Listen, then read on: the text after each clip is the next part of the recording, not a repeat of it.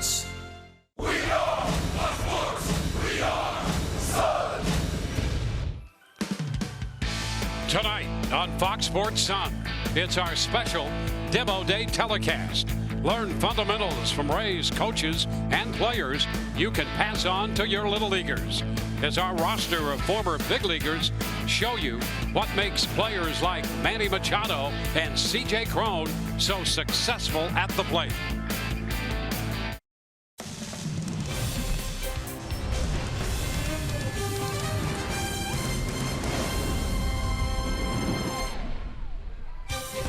It's Friday night baseball from Tropicana Field in St. Petersburg. The Orioles in town for the first time this season as the Rays get set for game one of this three-day weekend series with their American League East rivals.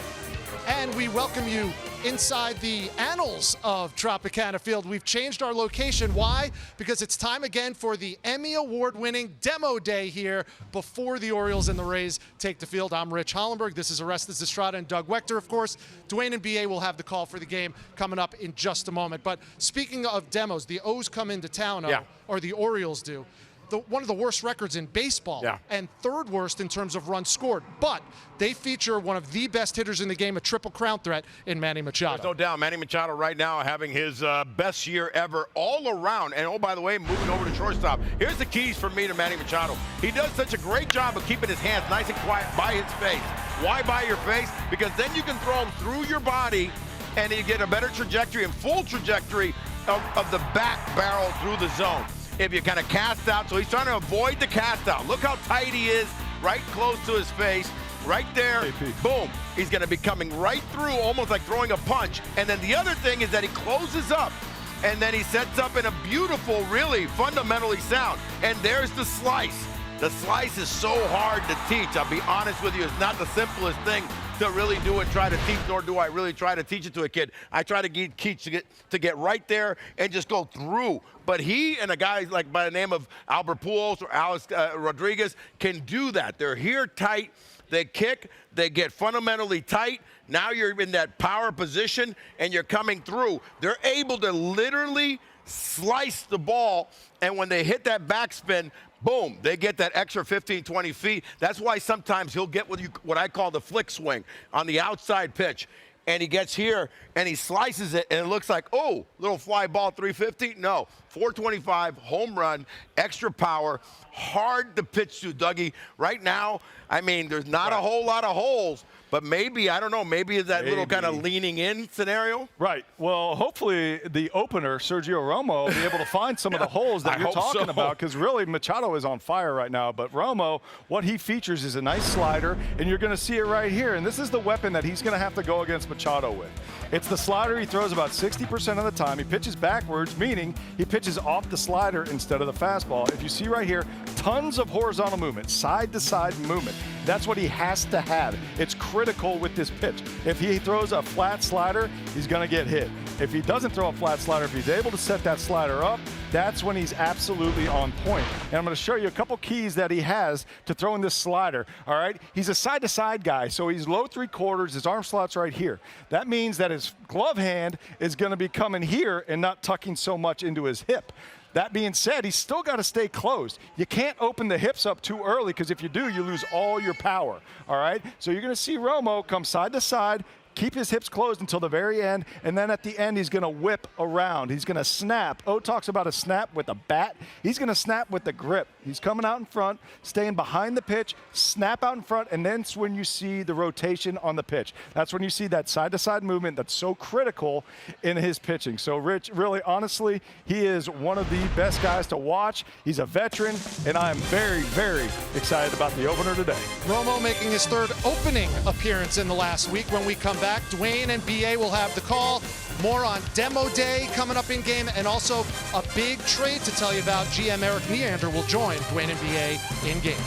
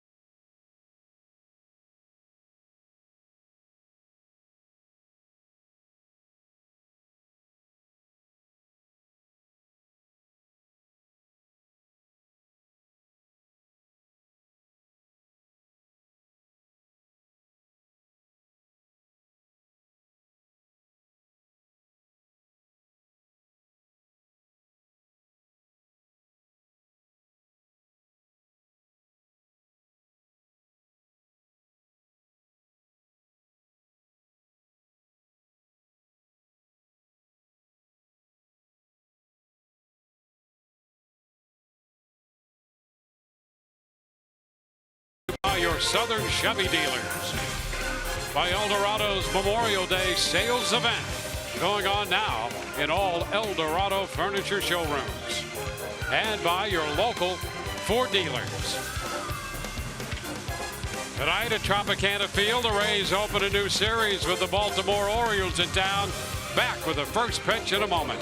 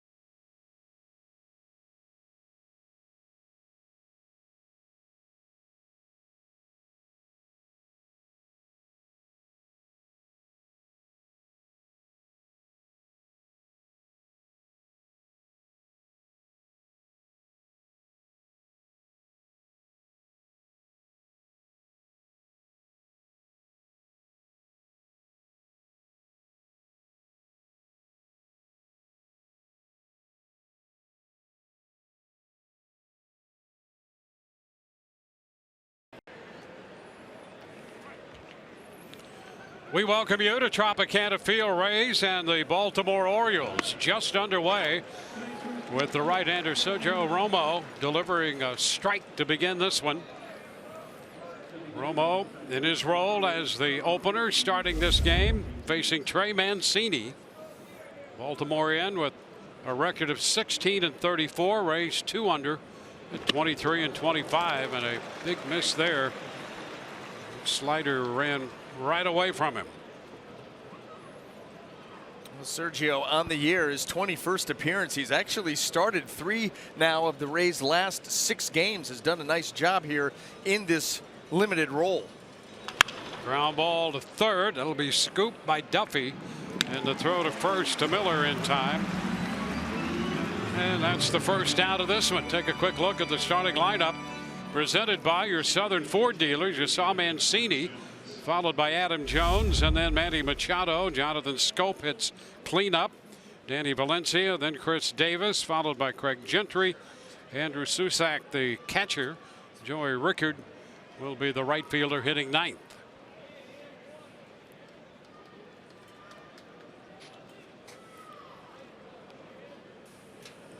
Now Romo holding right-handed hitters to a 196 mark coming into this one. Facing Jones, and the pitch is a strike.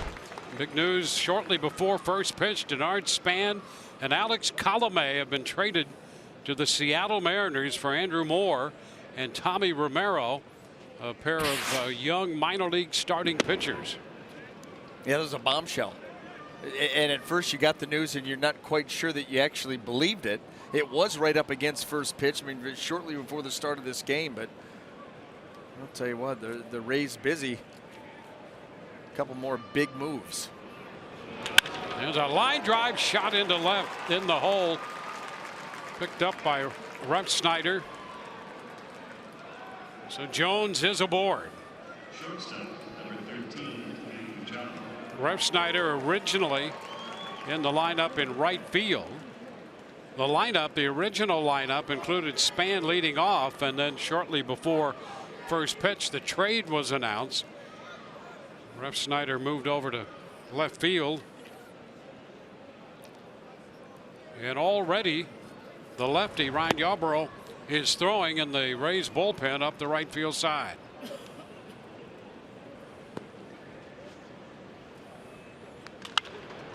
Machado lifts a foul ball beyond the bullpen area back into the stands. Machado starting this game hitting .335, tied for second in the league, 15 home runs, tops in runs batted in with 44. Yeah, and there's about that 3-to-1 payback you're looking for, you know, with the RBIs to the home runs. And Machado just having a tremendous year in what is going to turn out to be his walk year. And you wonder now if the Baltimore Orioles are looking to, at some point, move Machado. You get the feeling that they have to. They're not going to be able to sign him back. Sends a fly ball into right. Johnny Field under this one and makes the catch. Holding at first, Jones. He's over there with 2 outs. Well, Mancini right, Jones right, Machado right, Scope right, Valencia follows before they get to the left-handed hitting Davis. Well, and for Jonathan Scope, let's take a look at a scouting report on him. Number 1, 2017 breakout. That's really the season last year where he took his game to a new level, especially in that batter's box. Hit .293, had 32 home runs and 105 driven in. But you come into 2018 and it's been a stalled start. You know, he spent 3.5 weeks on the disabled list with a strained right oblique, and that really has caused him an uneven start. Now just hitting .234, 4 home runs, 14 driven in. However, does come into this series with a modest 4-game hit streak, so maybe starting to get a little bit more comfortable in the box. Over to first, Jones back in. A little courtesy toss on Jones.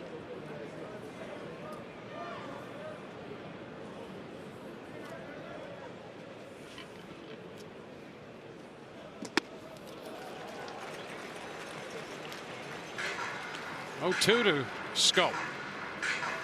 Romo started Sunday in Anaheim against the Angels and pitched into the second inning. He had a 4-hitter first, stayed on to face 2 hitters in the second, got a walk and a strikeout in the second and left.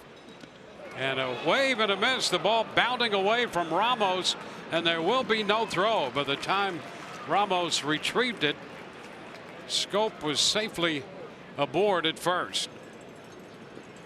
Boy, he went after one of those sweeping sliders from Romo, and this ball right off the fingertips, down and away into the dirt, and you see right there the attempt at a backhand. And that ball, if it doesn't, you know, if you don't come up with this thing clean, it's liable to do exactly what it did. Kind of bounds away. You've got that glove turned to the backside. You've got your elbow exposed, wrist. And Sergio Romo thinking that he may be out of that first inning. Not yet. Strikeout and a wild pitch. Danny Valencia.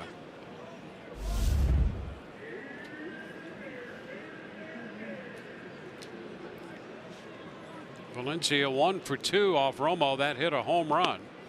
And there's the slider that breaks in.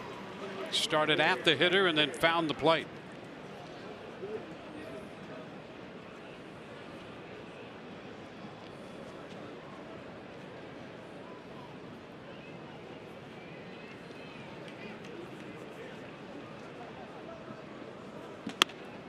Upstairs, fastball at 86.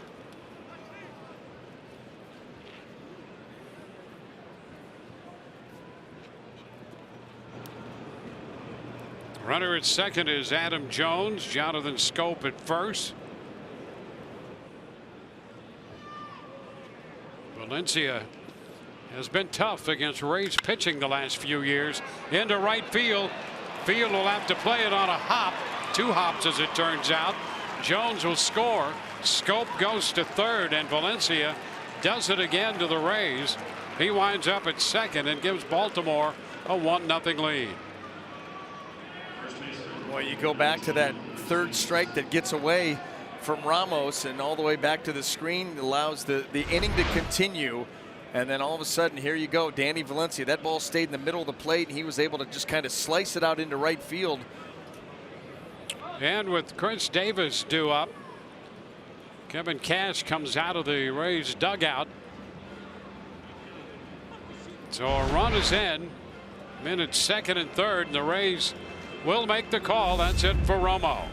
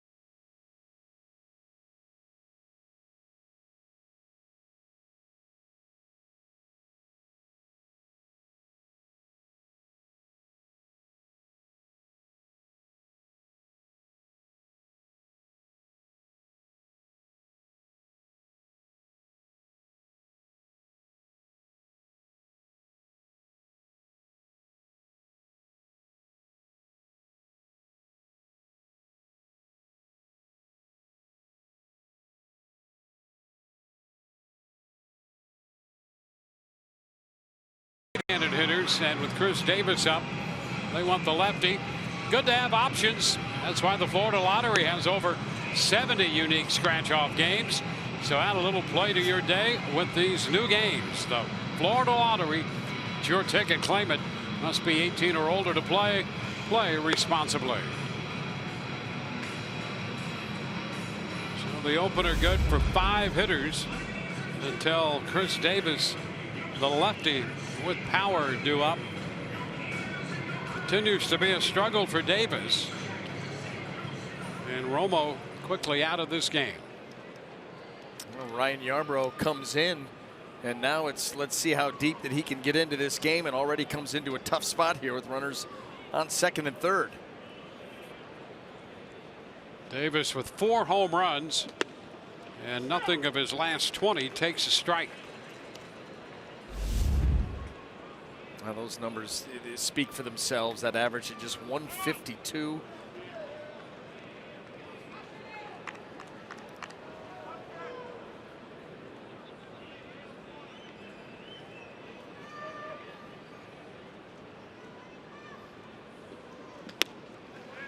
Yeah, I think Chris Davis really is a classic example of the book getting out on a hitter and then very, very slow to make the corresponding adjustment. And this has gone over a couple of seasons now. Ground ball left side. Duffy with the pickup and over to first. Baltimore does not score, or they score 1 and lead 2. And it's 1-0 Rays coming into hit.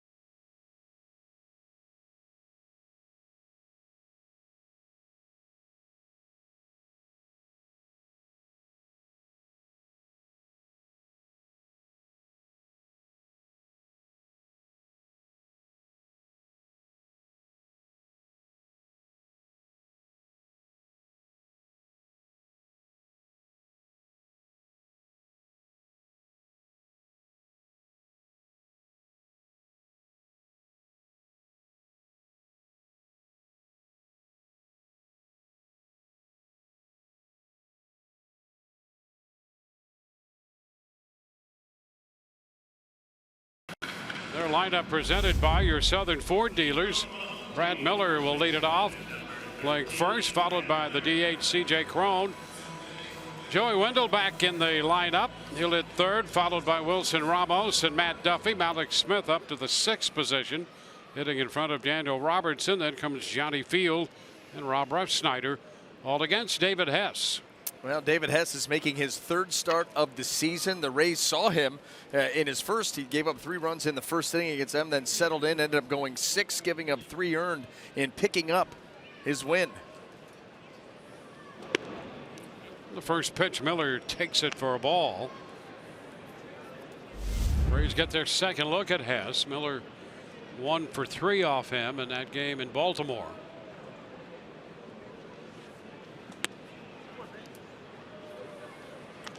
2-0. Well, Hess not overpowering. That fastball is going to work in the low 90s. Curveball, slider, changeup. Has to be very good with his command to have success. A high pop foul coming straight back. That's going to be out of play. It gained some velocity on the way down, and fortunately hit on the steps.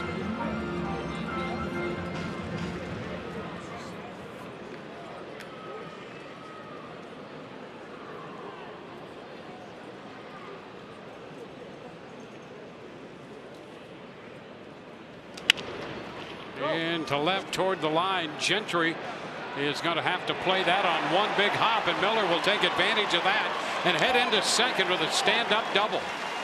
With the big hop, that gave Brad an opportunity, and he took advantage of it. That's his 6th double of the year. Well, and Brad Miller could smell that out of the box. Didn't hit it all that well, but boy, did he place it nicely. Fastball working its way in, and he kind of catches that underneath it, flips it out into left field, and there's the big bounce. And Gentry, he could do nothing but wait for it to come down, and by then it was way too late. So C.J. Crone up with a man in scoring position. 28 runs batted in for Crone. Takes ball 1.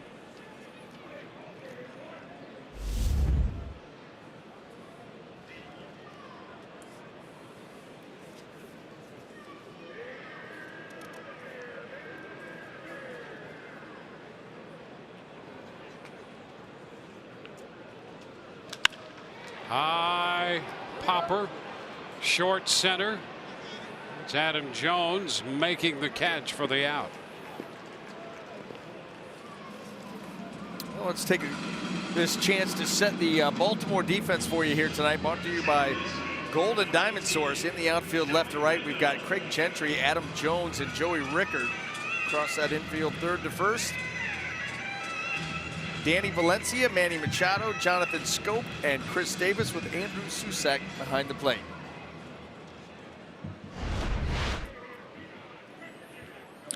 Joey Wendell back active after the new addition to their family. Wendell swings through the first pitch, a fastball, strike 1. Wendell and his wife Lindsay with a new baby boy, Jack Joseph, arrived on Tuesday, and now Joey Wendell back in the lineup here Friday to begin this series against Baltimore. I love the name. Jack's a strong name. Yep. And then you've got the option, Jack Joseph. You got the option for JJ built in.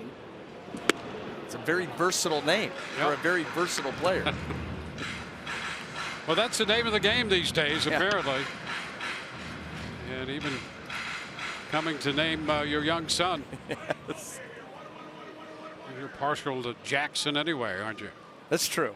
And got a little Jack roaming around. An 0-2 count on Wendell. He's trying to tie this game. Pickoff play at second, and Miller's picked off. Machado getting in behind him, and just enough space to put the tag on it. I'm going to tell you something. That's as bang bang as it's going to get. You got to really credit the timing of Machado, but also Hess. Spin throw. He got back there behind him, and I'm sure that the Rays are going to want to take a quick peek at that. But look at the timing of everything. And he did get the tag onto that forearm before the hand got to the bag. Good call. Mark Wegner, the crew chief out there on the call. The Rays lose the scoring opportunity, and now the base hit into right center. So Wendell is aboard. He'll make the turn and hole. Boy, that really hurts. The Rays losing that base runner in scoring position. Well, we've seen the Rays on the base paths, be very aggressive and have that work to their advantage. We've also seen them give away a lot of outs on the base paths too. But if you're going to be that aggressive, sometimes that's going to happen. You hate getting picked off, and getting picked off in scoring position, it really will drive you nuts. We saw Malik Smith got picked off at third base. Yep. I think that was in Chicago. But boy, if you have an aggressive mindset on the base paths, it'll come back to bite you here and there. Wilson Ramos swings through a high fastball. Strike one. For Ramos at home hitting .345.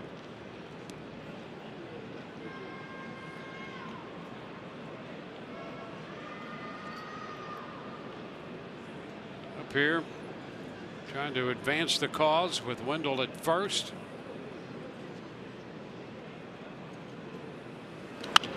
And a foul ball back. That fastball up and out over the plate. And that's probably where you're going to see the top end of his velocity too. That one at 94 tends to sit in that 90 to 93 range.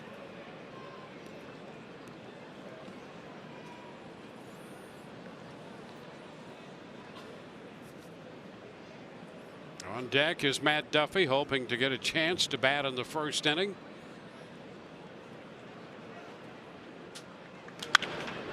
Lifted foul, that's headed for the seats, out of play. When you look at Hess, he doesn't have that one pitch that jumps out at you. It's got the wow factor. He does have 4 different offerings, and like we said earlier, he needs to be good with his command, corner to corner, to have success that he can sustain. Well, the Rays got 3 runs off him in 6 innings when they saw him in Baltimore. 3-run home run by Matt Duffy in the first inning of that game. And strike 3 called. Duffy will not get a chance to hit here in the first, with Ramos called out on strikes. 1-0 Baltimore.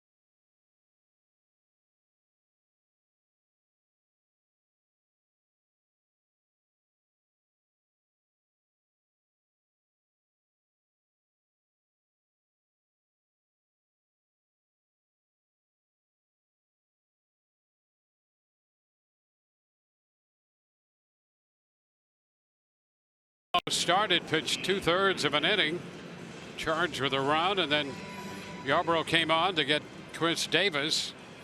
It will be Gentry, Susac, and Rickard here in the second inning for Baltimore.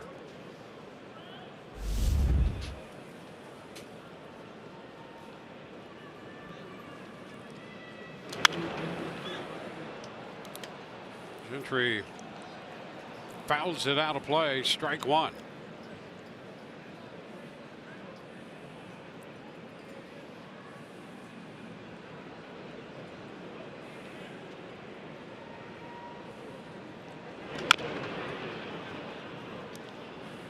Oh, 2.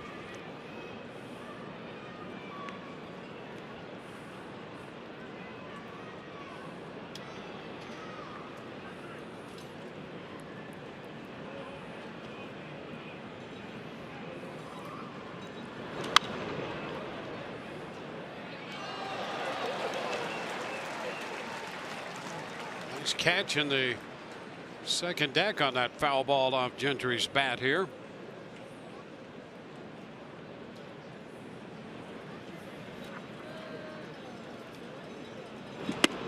And that will be strike 3. Gentry expanding things there, and Yarbrough picks up his first strikeout. Yeah, nice job by Ryan Yarbrough throughout that at-bat, working him away, then coming in, coming back away here with the changeup. You work a guy in and out, you get him a little off balance there, leaning, and that bat a little bit too far. That's the name of his game, boy. Mix and match, up and down, in and out. First pitch to the catcher, Susak, is high. Well, Yarbrough's coming off 6 1/3 when he followed Romo after an inning in the game last Saturday out in Anaheim. The Rays won that game 5-3. Yarbrough picked up his 4th win. He's 4-2. Another foul ball. There was another foul ball, and the guy who caught the one, what, 3 pitches ago? Yep. Was a 1.5 feet away from reaching over to make another catch. Well, you got to go get it. Sweet, you got to go get that. Even if you've got to go through somebody. At the end of the day, you apologize, but the story's awesome. 2 foul balls within a 4-pitch span. Yeah, what are the odds of that? Can't be very high. 2-2 now. That pitch away to Susak. I mean, now if there's a child in between you and the ball, but if it's an adult, go get it. Go get it. There is strike 3. This one on the outside part of the plate, so he gets a called third strike here away from Susak. 2 up and 2 down. Boy, how quickly here with these 2 outs. That's the other thing that Ryan Yarbrough does, is he sets a very quick pace, and if the hitter doesn't step out on him, he is going to get it and throw it about as quick as you can. Rickard fouls it. Joey Rickard, formerly in the Rays farm system, and was plucked out by the Orioles as a Rule 5 player. And this year started the season in the minor leagues to make way for another Rule 5 pick from the Orioles. Santander had to complete his time in the major leagues. Otherwise, they'd have to offer him back to Cleveland. So he did. Went back to the minor leagues, and Rickard back up here. 1-2 the count.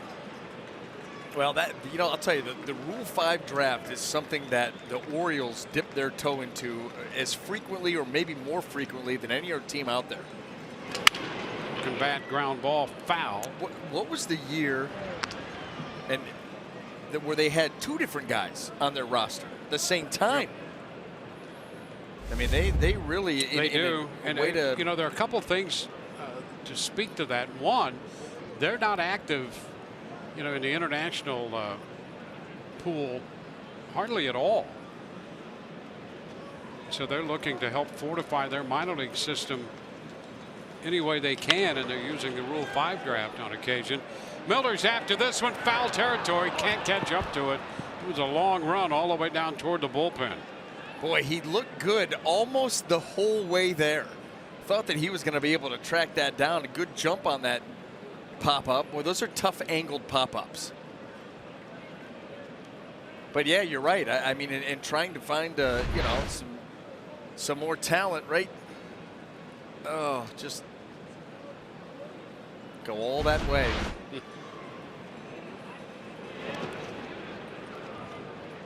Baker takes it low, 2-2. Baltimore with a run in the first on the Valencia double. That scored Adam Jones.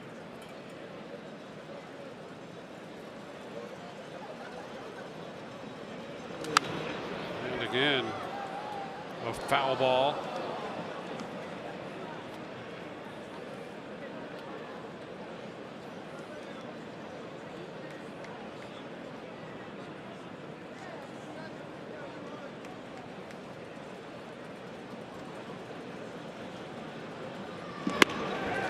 Swing and a miss. Rickard out on strikes, and Yarborough strikes out the side. 1-0 Baltimore.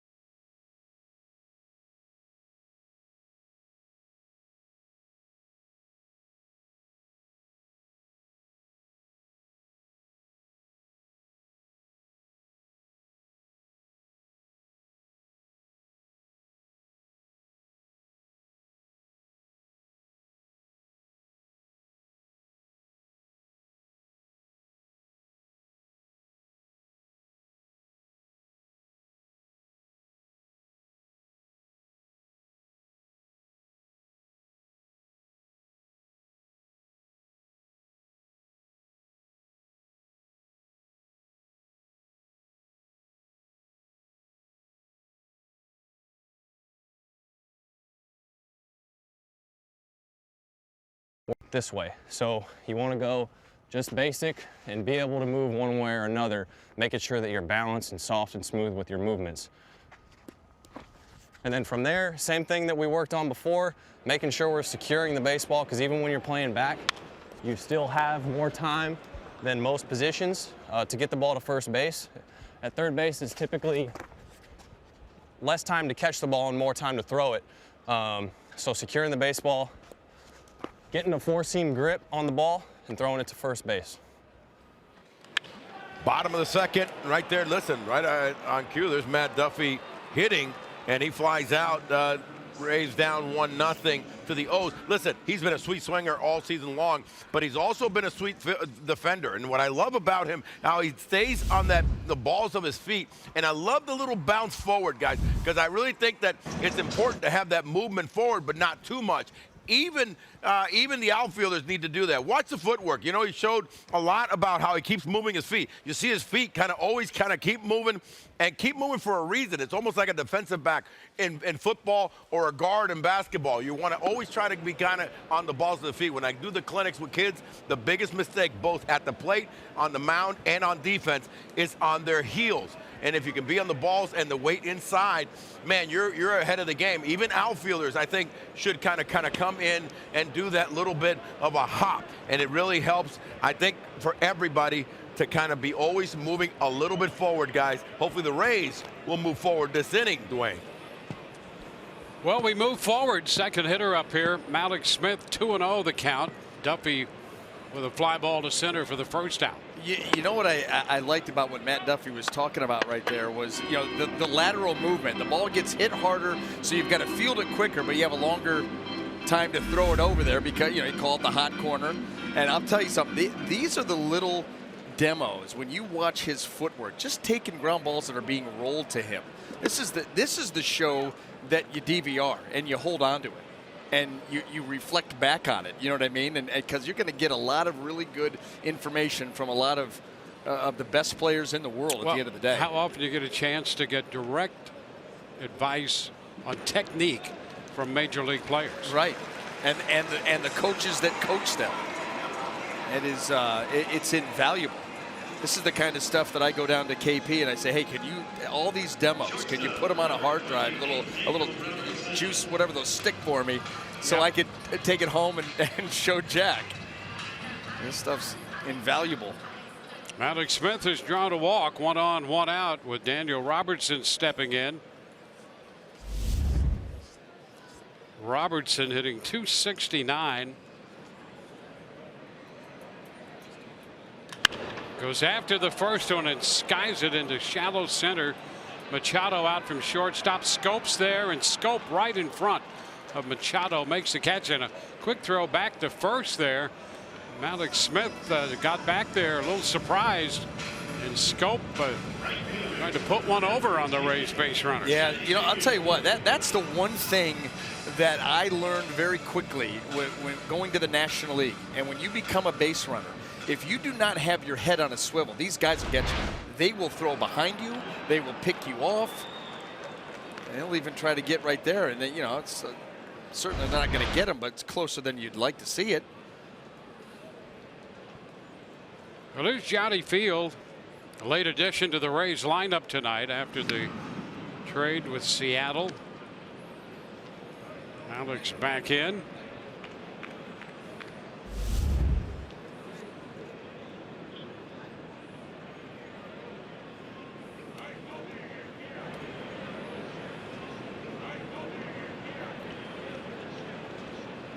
To go. Cut and a miss by Field. Get these situations, Malik Smith, a guy obviously the Rays are going to send. Got 2 outs, try to get into scoring position, right-hander on the mound. And Malik's getting that aggressive lead.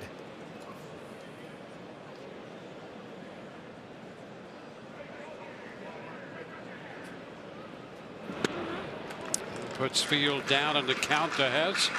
0-2. That was a nice job by Hess there in holding the ball.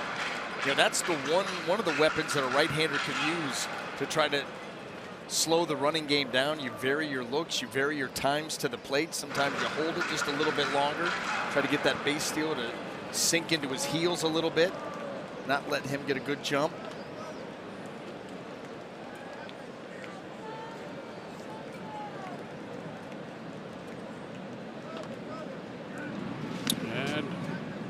Keeping an eye on him over there as Malix goes to the backside of the bag at first, getting back with that outstretched arm, hand on the bag.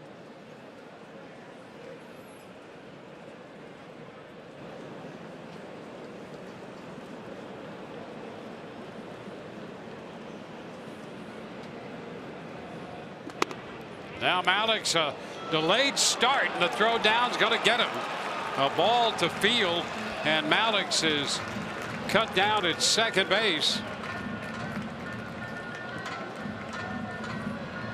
So the Rays run out of the inning, and we'll take another look. And that was a delayed steal. Little secondary lead, and then off he goes, and they got him. We'll go to the third, 1-0 Baltimore.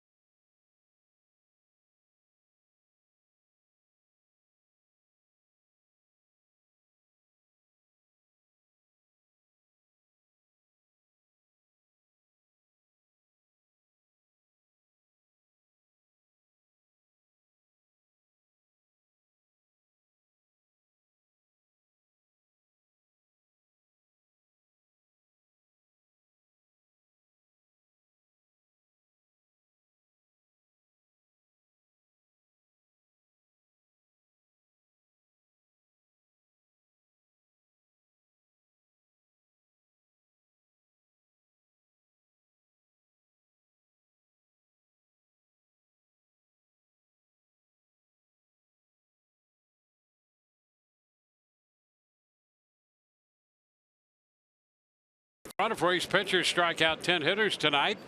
Visit CanesStrikeout.com for a printed home voucher to take to Canes Furniture within 7 days. Receive a coupon for 2 free tacos and chips. Participating area Tijuana Flats locations a place to go. Restrictions apply.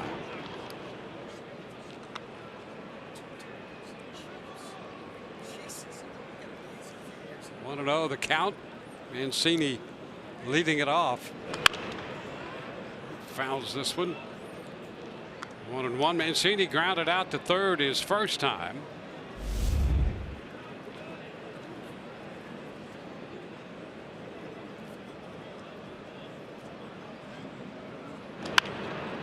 It's foul the other way. 1-2. Adam Jones next, then Machado.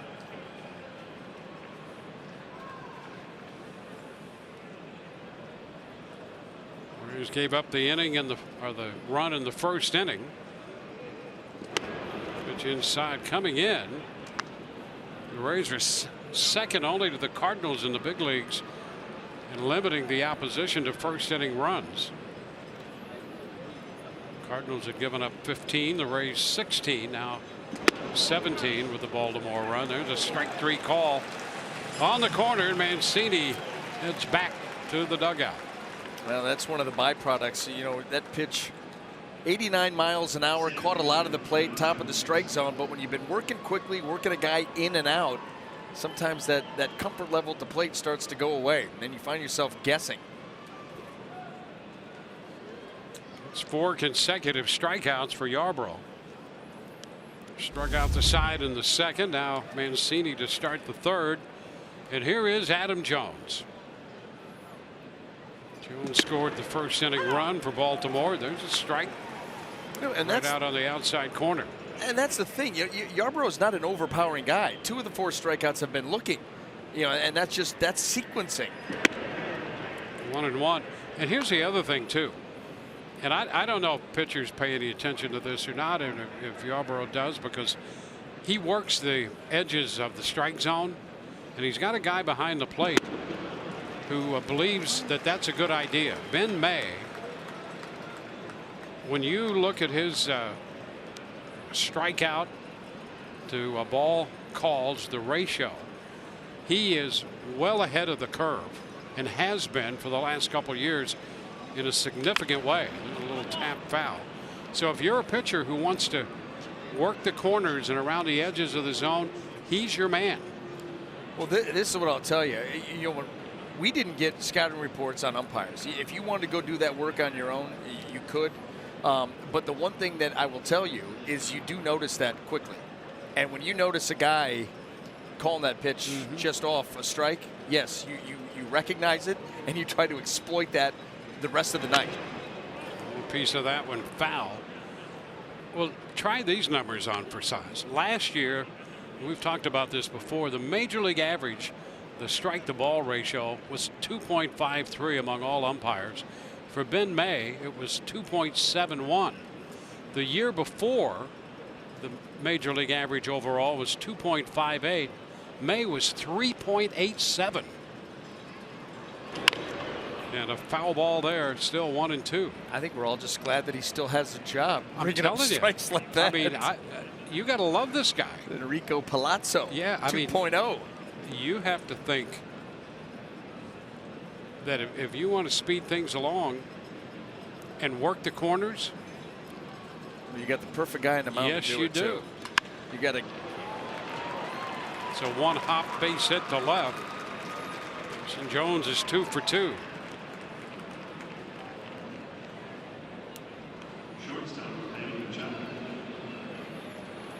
So a man on, 1 on, 1 out with Manny Machado headed to the plate. And what a season in his walk year he has put together already.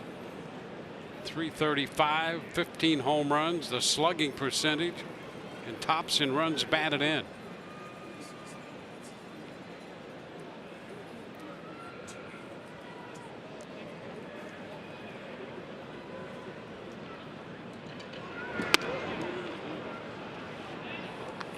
Too far in there, 1-0.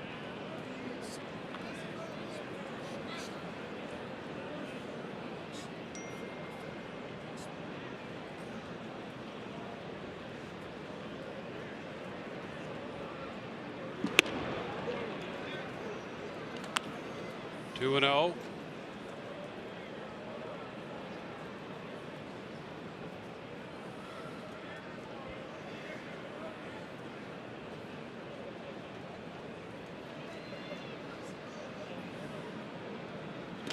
Down to third.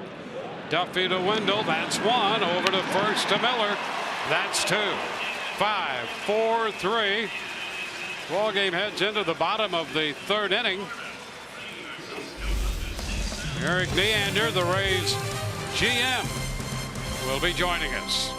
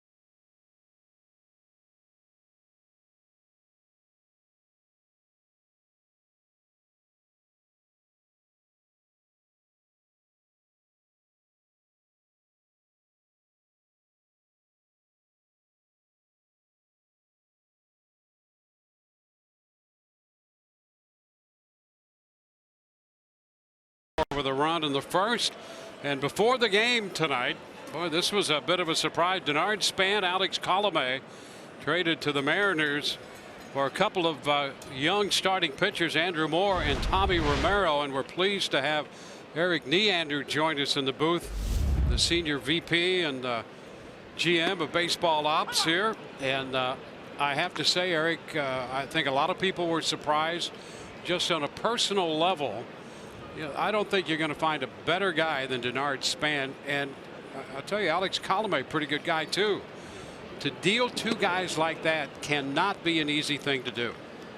No, it certainly wasn't, and it was not something we were actively looking to do. You know, I think, and speaking to Denard, you know, first, as good of a guy as you could ask to have, and you know, and to be around, and that's difficult. And Alex grew up in this organization, but like I said, it wasn't something we were necessarily looking to do. But dating back to the winter, you know, there's been a focus and a prioritization on trying to accumulate as much young, on the cusp major league talent as we can. And Andrew Moore was the big piece for us in this, and he fits that mold. And you know, we're really excited to have him. But with that, yeah, it's something, like I said, we weren't looking to do, and certainly is not easy to do given, you know, the chemistry of this group, how we're playing, the competitiveness, and you know, the character of both the players involved. What's a timeline? Can you talk about the timeline on a deal like that? Like you said, you're not actively looking to do it, but something comes together rather quickly? Yeah, usually this time of year the focus is typically draft prep, right. You know, and letting your team play, letting them settle in and seeing exactly where you are, typically for a couple of months. And then, you know, once the draft's cleared, you turn the focus to the major league club, assess where you're at, how competitive you are, and where to take it into the summer and beyond. So, you know, that's a lot of where our focus was, but some circumstances changed, you know, in Seattle, you know, and there was some motivation there to add to their club, and they're off to a promising start here. And you know, again, not something we were looking to do, but felt the way we have Andrew Moore valued in particular, and his timeline and how it syncs up with some of the guys we've got in AAA and some of the guys that are starting to establish themselves here, that to build that sustainable, controllable group that gives us the best chance to compete over several years, that we felt we had to do it and take the challenges with the positives. 2 quick outs here. Field striking out. Rev Snyder out there defers. Brad Miller up here.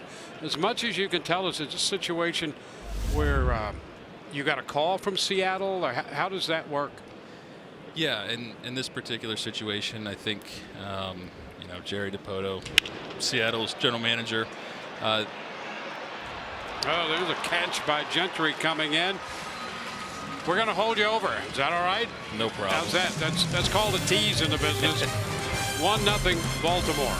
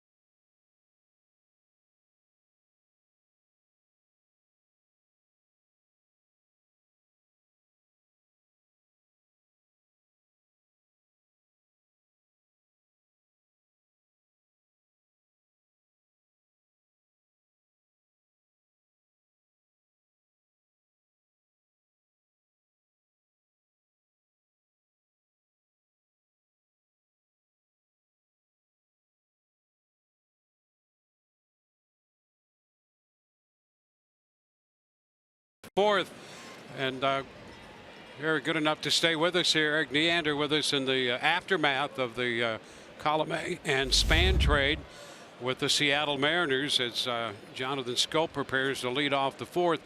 Eric, we left it where apparently Seattle in a position where they have Robinson Cano serving that 80-game suspension, which gives them a couple of things: incentive to try to do something about it, and perhaps a little flexibility with their budget. So I'm assuming that something like that might precipitate a conversation.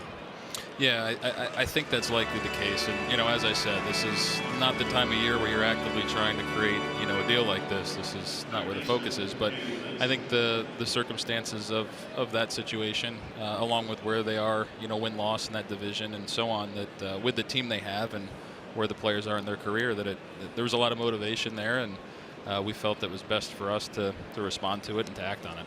So the 2 players you get back, minor league pitchers, you've got Andrew Moore and Tommy Romero.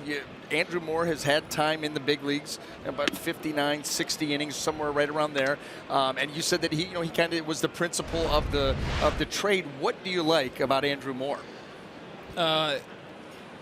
As good of a competitor in makeup as we've been able to track going back to college and prior. This is someone that's going to, I think, maximize his talents to, their fullest. Beyond that, I think you're talking about somebody that is in the mold of a Jake Odorizzi type, a Marco Estrada type, where you have the riding fastball, you have the ability to move it around, you have the ability to elevate. The changeup's the carrying secondary pitch right now, and you're searching for the breaking ball, the cutter to find the right wrinkle to go with it. But it's a guy that competes, it's a guy that throws strikes, and historically, our pitching and development we've done with pitchers has been remarkable with the staff and what they've been able to accomplish. And this is a guy that fits a mold that they've had a lot of success with, and really think he's pretty close to being in a position to help us up here. In recent times, he's been at the big league level. He's been AA, AAA, Where would you think he would fit right now? Yeah, we're gonna send him to AAA. He had success there last year. He got a taste of the major leagues. There were some reasons that Seattle, for developmental purposes, decided to send him to AA and to work on some things away from the Pacific Coast League to give him that opportunity. Yes. And we looked into that in detail to try to understand it, but more of an environment where you can experiment and tinker without. Now, you send hitters to the Pacific Coast League to inflate their numbers and make them feel good about themselves. Pitchers go there to get beat up. Much less so, and and you can still be called up from AA, and and the whole situation there. So he's going to go to AA or AAA, excuse me, for us, and we're excited to see him. He's obviously on the 40-man roster. He's had a taste of the big leagues, and think he's somebody that can help us hopefully soon.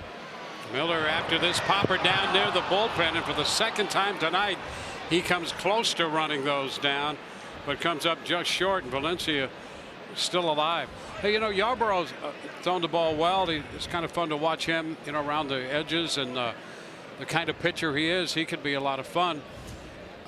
Talk with us a little bit about, you've gotten a lot of play for this. Let's start Romo every other game and throw an inning or so. Talk with us about that for a little bit. Yeah, happy to.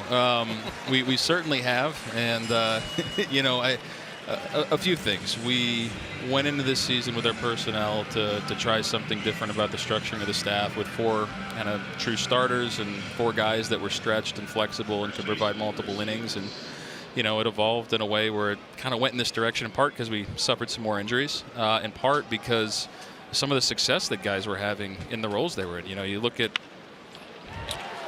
Davis, a base hit the other way.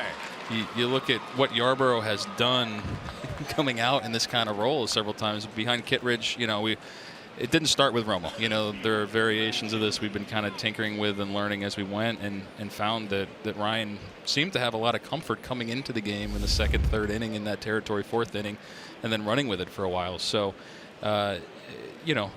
it hasn't necessarily been done this way before, and I don't necessarily know, and as we go through it, and Kevin goes through it, Kai goes through it, where it's going to lead us, but we felt it was worth doing, and there's different anxiety points at different entry points in the game, and he seems to have taken well, to that for a young pitcher, and, want to try to maximize wherever he's most comfortable and where he's executing. Craig Gentry at the plate with a runner at first, 2 gone. And the pitch to Gentry is a strike. One other thing, you also made another deal, and I don't want to just forget about that. Wilmer Font is coming over. He's been with, I think, 3 different teams. Give us a little breakout on your impression there. Yeah, we'll be Wilmer's 3rd team of 2008 here. Initially with the Dodgers, was designated, went to Oakland, was designated with Oakland, and then we were able to acquire him. The results, the major league results to date, are not what we're targeting. Obviously, that's not the bar, and where he's been. But there's some ingredients, there's some things that he does well, and we've spent some time looking at him, having Kyle look into him, Stan Borowski, our bullpen coach that helps with our pitching. There's some adjustments and tweaks and things that they think, without having him change, in any sort of dramatic fashion, that just kind of rearranging the pieces a little bit could allow him to have some immediate success. So we felt, despite his numbers to date, that he was somebody that was a good guy to take a chance on and see if we can right the ship a little bit and help him, establish himself as a major league pitcher. And that's what's fascinating, is how you can have a guy be with 2 different teams, be designated, and then a 3rd team could take a look and say, if we move this, pull those up a little bit, straighten this out, this kid's got a chance. That's the fascinating part of this game, trying to break that stuff down and think he can help your team in the future. New home. There's, I think, renewed hope on both sides. From the team that acquires him, and for him as well, going into a new environment. So we'll see. We're excited, for the staff to get their hands on him and see where it goes from there. But it's a good arm, and there are some things we like about him. We'll see if we can, put him into play in a way that makes him more successful. 2-2 the count to Craig Gentry, a runner at first, 2 outs. So in the grand scheme of things, before this inning ends abruptly and you have to run, so where is the organization now? And under your stewardship in the front office and everybody else who's involved, where would you place the team right now? I think, oh boy, we're gonna have to hurry. I think there's a lot of excitement about you know, you see Ryan Yarbrough, you see Yanni Chirinos, you see Joey Wendell, you see Daniel Robertson, you know, Willie Adames, Jake Bowers are some of the guys that gotten a lot of attention, and they're close, but you see some of the youth that's here, and that's exciting. You see Blake Snell taking the big step forward. So I think there's a lot to be excited about. The trade that we made today is one that today doesn't make our Major League team better. Not going to walk away from that, but Andrew Moore's really close, and he adds to a group of Anthony Bonda, a lot of guys we have that I think you're not talking about far-off guys. You're talking about guys that are right on the cusp of establishing themselves and joining the guys that are still young and established on our Major League team, and that should be something that's exciting as we kind of move forward over the months ahead. You know, this club has put together a pretty good field so far this year. When you make a deal, you're always concerned about how that's going to affect the team. I'm sort of like the makeup of this club. What's your take on that? Yeah, absolutely. This is when we were 1-8. I said to quite a few people that you never hear anything about good chemistry when a team's losing. It's only when they're winning that it's a story. And I said, mark it down. This is a team that has it. And that was one of the hardest things about today's trade because those are two guys that really contributed to that. But you have to weigh those things, and you know, we're counting on the rest of the group to be professional and to step up and to fill some of that leadership and, you know, mentorship void, and I think they will. And you know, we'll open up some opportunity for Johnny Field now and different guys that we have and see where it takes us. But we're excited and optimistic about the future. Okay. Eric, thank you so much. Appreciate you stopping by and spending this time with us. Well, the Rays and the Baltimore Orioles in the middle of the fourth inning. It's a 1-0 ball game. Rays baseball on Fox Sports Sun, brought to you by W.B. Mason. Who but W.B. Mason, the official office supply company of the Tampa Bay Rays. By Freedom Boat Company, the freedom to be on the water without the hassle of boat ownership. By Publix, where shopping is a pleasure. And by Geico. 15 minutes could save you 15% or more on car insurance. On to the bottom of the fourth we go. 1-0. Always interesting to get Eric Neander's perspective on these things and try to get a feel for how those things develop and where it leaves the club and where you go from here. You know, and I thought it was really interesting, and he even said it as he was leaving the booth, did not see this one coming. And like he said, all of the teams right now are focused on the draft. You know, you're putting together your board, your big board. Who's at the top? Who do you think you have a shot at? And then after that, after the dust settles on the draft, that's when you start to look to add or subtract to your club as you head toward the trade deadline. So to have this trade come up right now, very interesting timing all around. And it seemed to be even for him. Yeah, it took a lot of people by surprise. Yes. Including us. Yeah. I mean, we had the lineup in the book. What, we're going to have to erase this lineup and put it in again? And that's what really initially thought the leg was being pulled a little bit. Like he's hitting lead off and he's closing games. You're not trading him right now, a half hour before the game starts. But that's exactly what happened. Threw this entire booth into disarray. Crone reaching down for this one, giving it a pretty good lift, but that's going to be caught by Jones. So C.J. Crone for the second time goes out to center field. He's 0 for 2.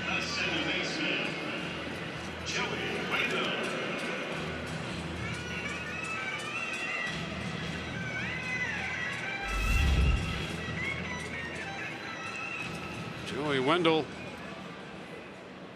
singled his first time. One of a couple hits the Rays had in the first. Rays facing David Hess, which is too low. 1 ball, no strikes.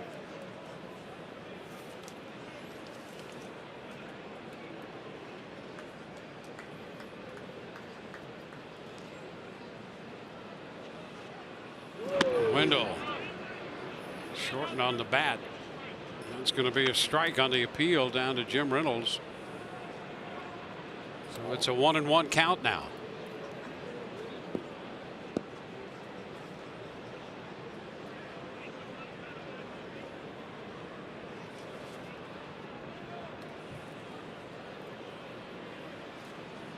One now.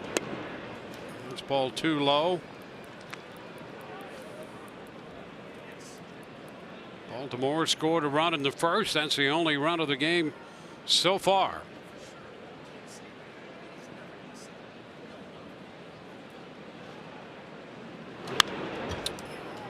up and out over the plate, foul back.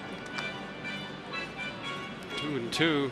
Pitch probably out of the strike zone up, but enough of that plate where Wendell liked it. Chased it a little bit there. To foul it.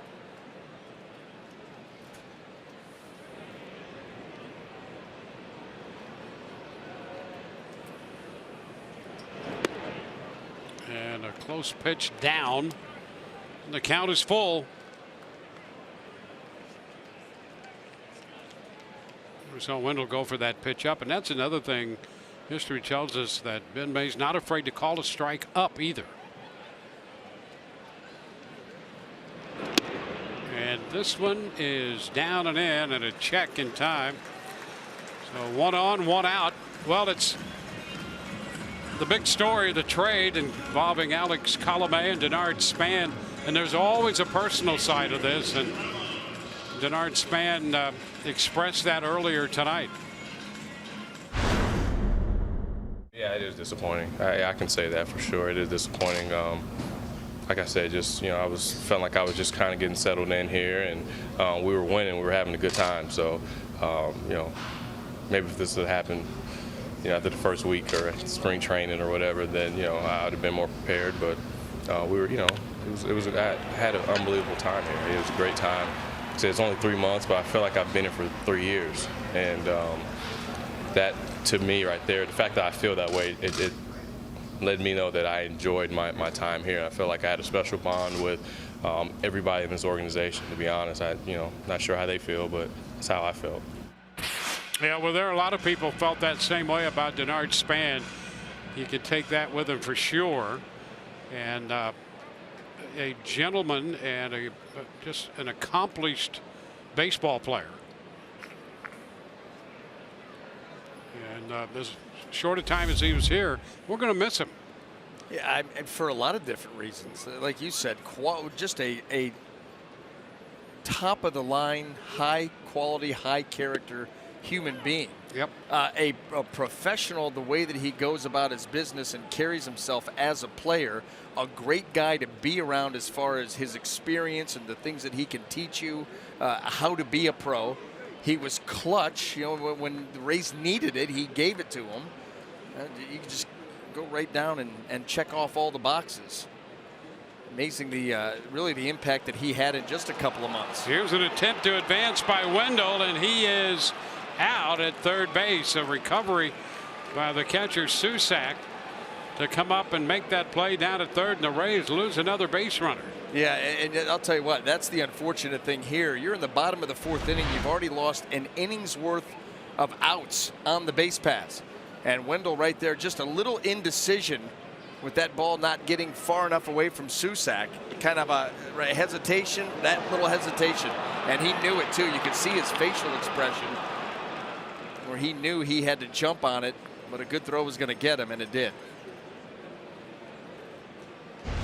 So now the Rays left with Ramos at first, 2 outs. 1-1 pitch by Duffy's foul back, 1-2. The pickoff of Miller in the first, the caught stealing of Malik Smith in the second, and now out trying to move up to third on this play here in the fourth inning.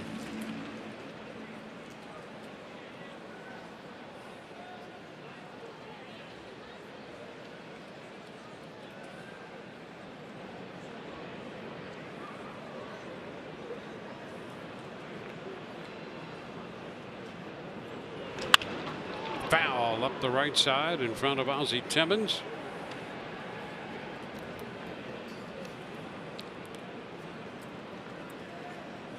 Rays have had base runners in 3 of the first 4 innings. They've had 5 base runners, but have lost 3 of them on the bases. That is not a good percentage. That's about 27, a little over 27%.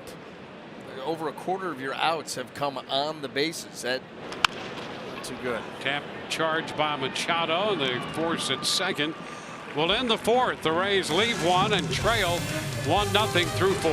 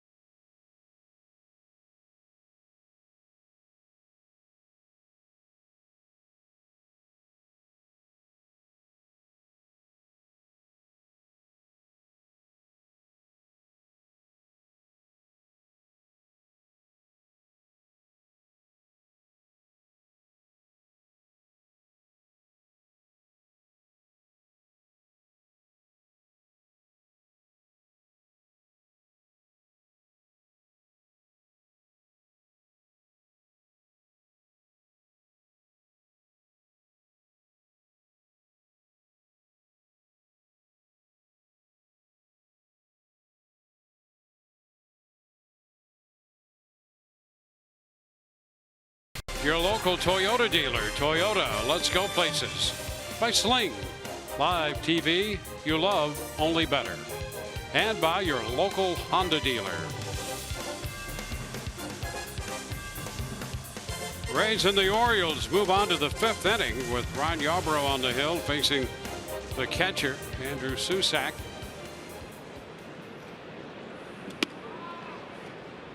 First pitch is low.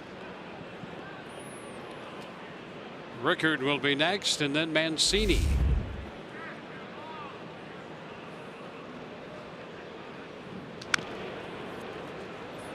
And 1. Susac called out on strikes in the 2nd when Yarbrough struck out the side. He has 5 strikeouts tonight. He's given up a couple of hits, no runs. The run charged to Romo. He started.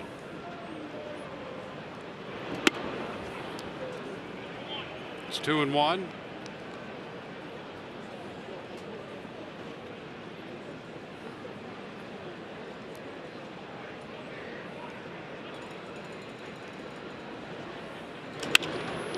Lifted toward left center.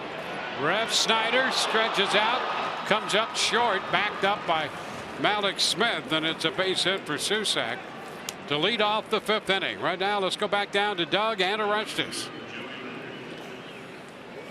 Hey guys, listen, I've really been impressed with what he's done so far in Ryan Yarbrough, how quick he works, how he hits the corners. Dougie, you being the pitcher, give me a little bit of what's going on. Yeah, so you're talking about a plate that's 17 inches wide, and he is maximizing that plate right now. He's working each and every corner, and what he's doing so well is he's crisscrossing the plate. You got a right-handed batter up right here. He's using a 2-seam fastball to sink away from it, and then coming behind it with a changeup grip. So you got 2 things coming away from the swing in a right-hander. Then he's going back inside corner, and he's throwing his slider, cutting in on the hands or in below the hands of the batter, and then he's going 4-seam fastball up in the zone. So he's using 4 quadrants, and that's one of the reasons he's been so effective. Yeah, and I'm wanting the ball here, and he's just not going here. He's going to where these balls are, right on the black, doing a great job. And another thing that he's doing is working really, really fast. And for me as a hitter, when a guy works fast and he's push-pull, he's in and he's out, it's messing me up right now because I almost want to call timeout because I'm not thinking that well, and he's probably going outside than in, and I don't get really comfortable at the plate. I'd rather have a guy take his time so then I can settle in and figure myself out. But when a guy's push-pull like that, working fast actually is to his advantage. I know, and BA, you can probably hit on this too. One other thing that he's doing so well is he's getting ahead of all these batters.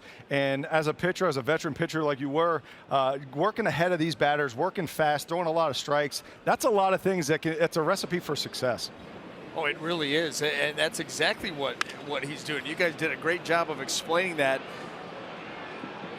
Coming, the in and out, up and down, and working quickly. And Orestes, you're right. You talk about these hitters being uncomfortable. It goes back to the strikeouts that he's had looking, on pitches that are out over the plate in the upper 80s. But these guys are just getting in their own head because of the way that Yarbrough is just in and out, up and down, back and forth, and the pace. And I think that pace helps a lot too. Yeah, Rushes, it was interesting to hear you talk about pitchers who work quickly.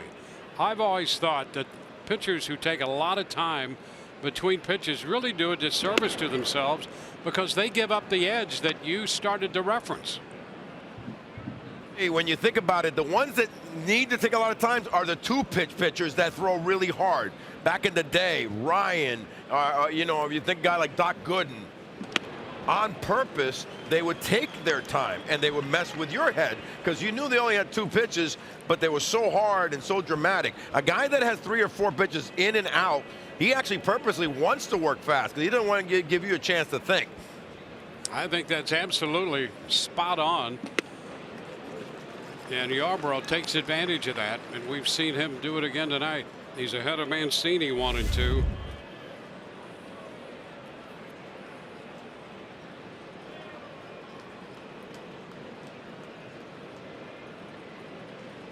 Adam Jones is on deck, and Mancini, after that pitch, up out of the zone, chased it. Out number 2 here in the inning. Yeah, and he hasn't looked at all comfortable here against Yarbrough. In fact, he was one of the guys that he got looking on the strikeout. That time he gets him to chase basically a cutter that's 6-8 inches above the zone. Adam Jones 2 for 2. He has scored the game's only run. That came in the first. A couple of line drives, singles into left tonight for Jones.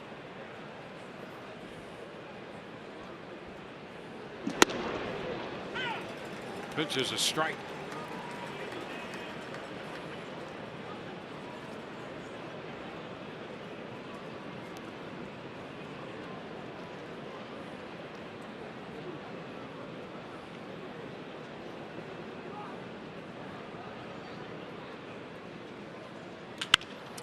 Headed to short this time, and Robertson with the toss to second. Rays coming in to bat in the bottom of the fifth, down 1-0.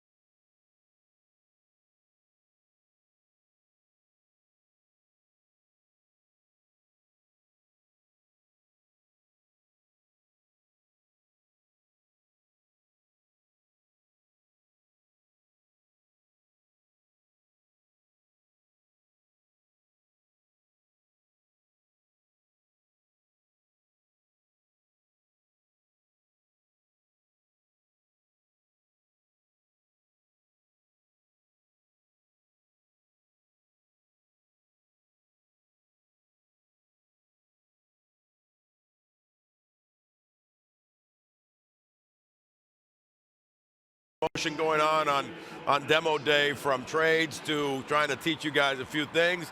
And here's a guy right now. If you saw what Robbie, who's been having a nice year, is doing on deck, and you probably saw it, it's this deal here. And it's something that I kind of watched him do last year a little bit. And actually, Danny Valencia for the other team, for the O's, also does it in his practice. And the reason, that's kind of the old, now new thing going on with the launch angle scenario, and also has to do with keeping the bat flat through the zone. You know, a guy who does it really well, we were talking about Matt Duffy, and what it is you see how he's trying to really keep that bat all the way through the zone. So if you come in, I don't like it particularly because it's really kind of awkward to teach a youngster to keep that elbow up. When he gets in the box, it's a whole different swing when he gets in the box, because then he finishes all the way through, and in fact lets go of that top hand, and everything flows and he slaps the ball through. What he's trying to do is literally keep that bat head. You'll see the bat head kind of go through the zone a lot flatter and longer. So when you do the elbow up thing, I'm going, here's my bat, and I'm going over here, and it's going through, and he's trying to remind himself that I want to cover all that area. I want to cover here. So he's kind of wants to be in that spot. Tricky to teach young kids. This is really for professionals, though. A lot of kids with a launch angle.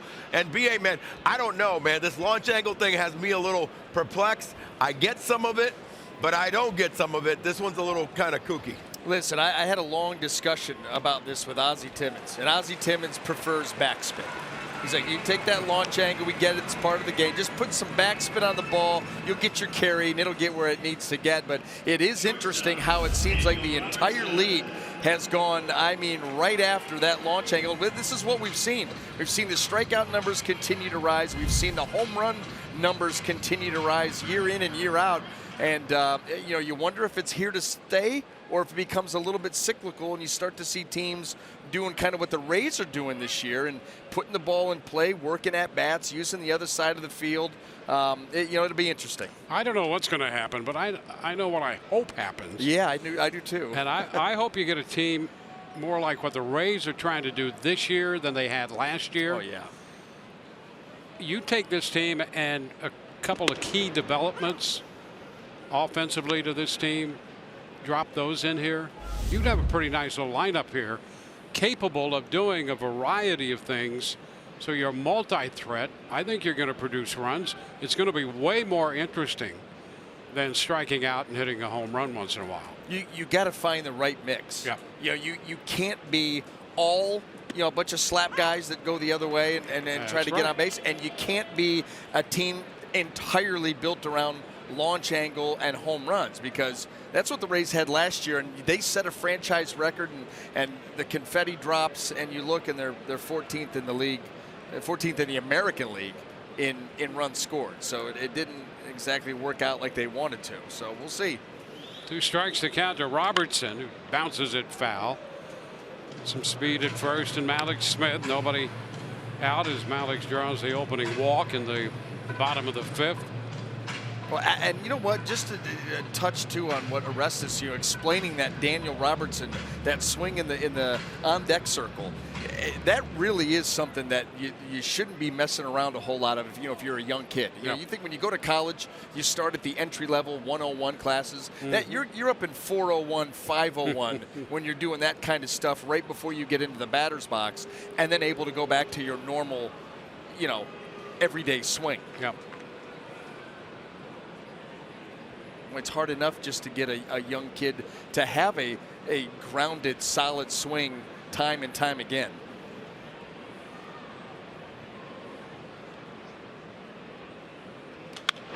It's a foul ball out of play.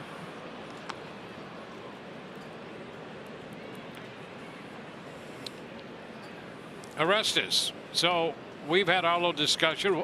What's your input here? Well, I mean, I think you guys are hitting the nail on the head. And guys, I mean, this game, I think, and I'm biased, and I think we all are, is one of the most repetitive games. You have to do the same thing so many times over. Here we are in demo day, and what we're really trying to teach is fundamental, good repetition, good, you know, things. And I'm not saying that's wrong for. I'm not saying that's wrong for him. Nolan Arenado, excuse me, the all-star over there in Colorado. Danny Valencia sure has, you know, killed us over the years. There's many that are doing and that kind of that deal. Now, the only thing that scares me is that young kids, you know, coming up, this is a repetitive sport. So if you do something incorrectly, you're going to be in trouble. And a high popper on the left side. Machado waits and makes the catch. Robertson is out, number 1.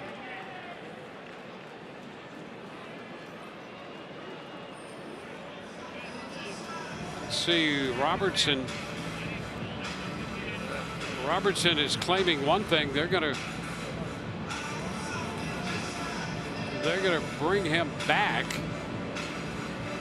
and Buck Showalter with arms folded wants to know what's up here. Well, yeah, I mean, it's a balk had been called. Oh, there you go. A balk has been called. That's the story. And Smith standing on second base right now, so that's why Showalter has his arms folded. Instead of having a man at first and 1 out, there's a man at second base and nobody out on the balk. Boy, no clear sign. That's why everybody confused and looking around trying to figure out what in the world is going on. Pitch is down, so the count's now 1-2. Here's the pitch. Comes set. The only thing you could have called there is what, he didn't hold it long enough. I mean, he came set and went to home plate rather quickly, but there were no other movements there at all. That's strange to me. Very. I mean, you've seen guys out of the stretch take less time. Now a move back to second. They throw the ball into center. Malik Smith's on his way to third, and he'll be there with nobody out. Well, they tried to pick him off. Rays have been losing base runners left and right tonight. And this attempt, the ball goes into center field. Well, first of all, interesting ball call to say the least, and then this throw by Hess is right there. And, you know, it's not on the right side of the bag where you want it, but it's certainly catchable. This ball right here has got to be caught by Jonathan Scope. And the error goes to the second baseman, his 4th error of the year. Now the infield comes up. And a chopper down to third, and Malik's got back, and the throw to first, close over there. They get him at first, and boy, somehow Malik Smith avoided being out at third. Well, you know, obviously Valencia is going to have to tag him, and Malik Smith is able to get down low enough that you can't make the tag. But how about the throw by Valencia to get the out? Boy, close to having a very unconventional double play here. But he just gets below the tag attempt, not even a tag attempt, but below the glove. And Valencia makes a heck of a throw here. They had to leap over Smith, and they just did get Robertson. So 1 out now with a man at third. The infield stays up. Johnny Field, the hitter. Ground ball, backhanded by Machado, and the throw to first, and he is out. So with the infield up, first Robertson on the chop to third, Field on the ground ball to short. Boy, and it's not like David Hess is a extreme ground ball pitcher. Actually more of a fly ball pitcher, but he's gotten a couple here to third and short. And he's one more quality pitch from getting out of this tough spot. Machado making sure no advance there by Smith. He knows he can run and take a couple of steps towards third because of how strong his arm is. Rough Snyder.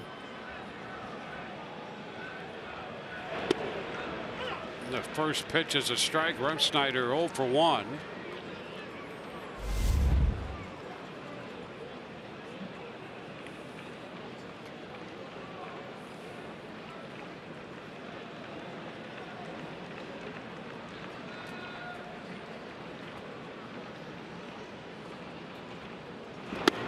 And takes a fastball for strike 2. Might be the high point tonight in the velocity department for Hess. He was in at 95 on that one. Yeah, he had one earlier in the game for a strikeout pitch. And I'll tell you, you get into these situations, middle part of the game, runner on third, you're trying to close it out. You will reach back and go for what you got. Another one there. Foul out of play.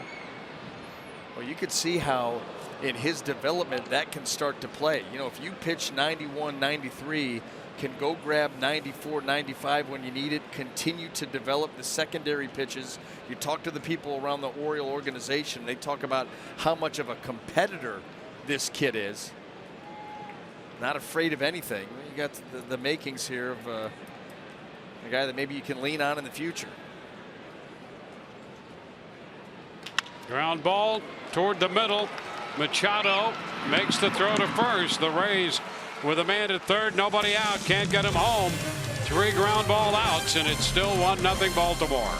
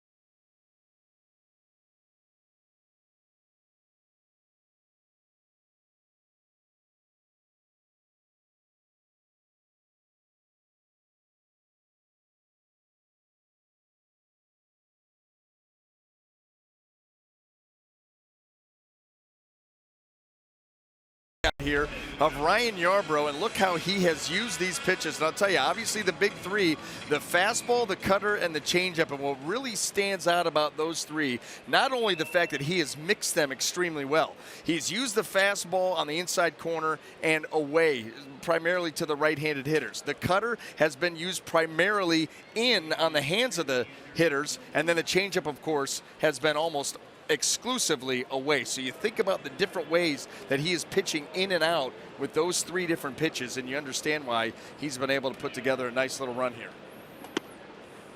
Machado, and he takes a strike away from him.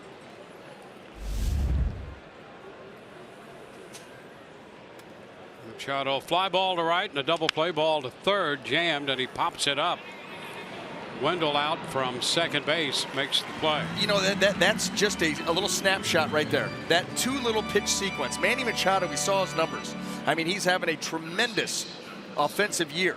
And yet, Ryan Yarbrough goes out there, 88, inch or two off the plate, strike one, 87, inside corner, jams him, and gets a quick and easy out. Nothing special about this, just run it in there. That may have even been a cutter. Didn't have a lot of cutting action, but you can see those fingers on the side of the baseball. And the first pitch, he starts away from Scope, ball one. It just goes to show you, if you know what you're doing out there on the mound, you don't have to throw 95. 88 to 90, move the ball around. There's a long one to left. Well tagged. Rev Snyder will turn and track that one deep into the seats. Jonathan Scope hits his 5th home run of the year, and it's 2-0.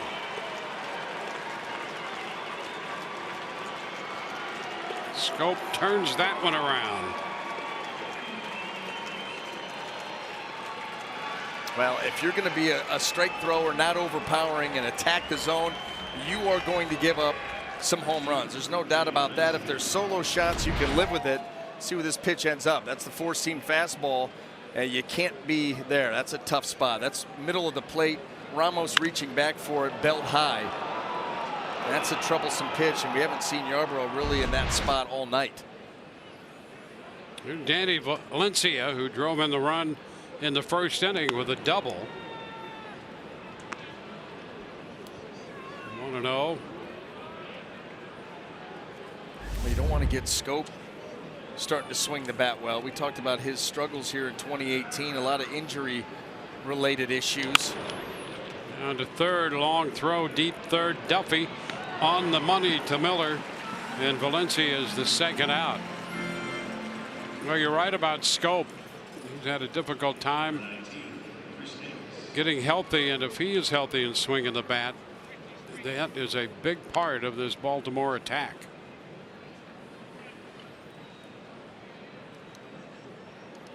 The big guns right there.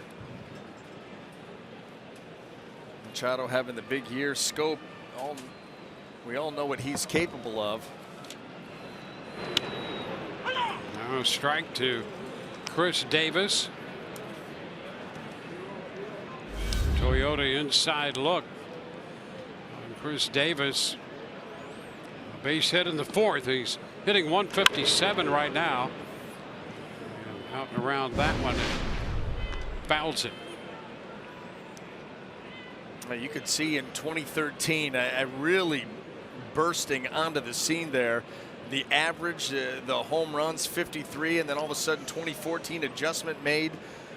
You know, the numbers suffer. He comes back.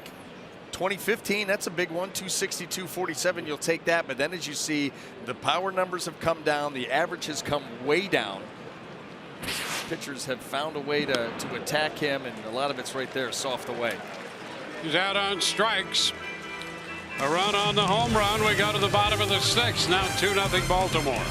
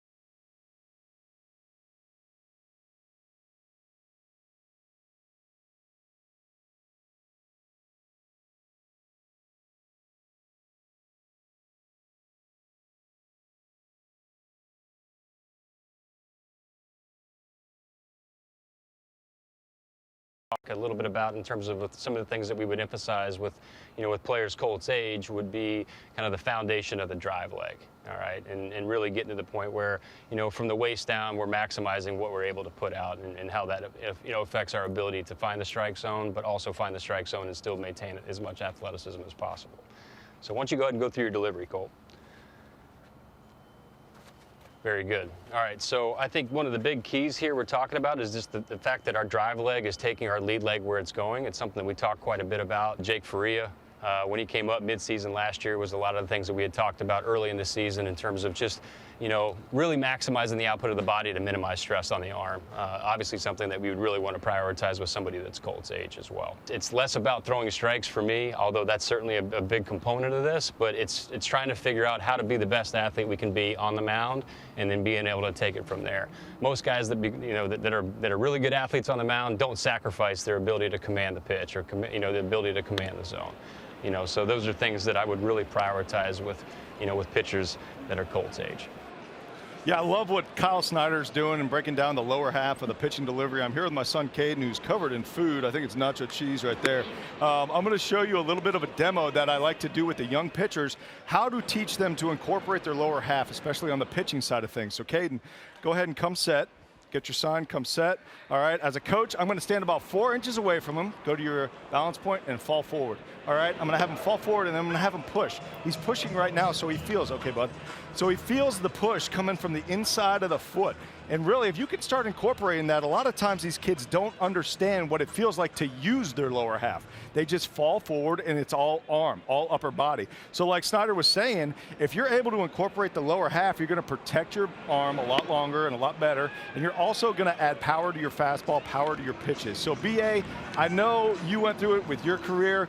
There's always a time when a pitcher understands how to use their lower half and how much better you become after using the lower half. I didn't get it until I was in AA, AAA, but once I got it, it added 2 to 3 miles an hour of velocity to my pitches. It definitely is the last thing to come, yeah. To really utilize the body head to toe. I love that drill, by the way, and I'll be using that on Monday. Nice, nice. C.J. Crone. A wave and a miss. I mean, you're going to take a little time away and do a little coaching. No, listen, I got some video of my son pitching in the driveway, and the mechanics looked very sound. I mean, he looked very good, and you're kind of going through it. The one thing that you notice, not utilizing the lower half. Yep. And so you're thinking, we were talking about it. When I got back, I got to figure out some drills to get him to start to utilize that lower half and at least try to learn how to do it, because everything else looked very, very good. And look at Wechter. Yep. Hannibal Wechter shows up and lays it right out there, and now I got something to do. 1 and 2. It's perfect timing. Yeah. See, this demo day is good for me too. It's good for all of us. Everybody wins. Win-win. Winning.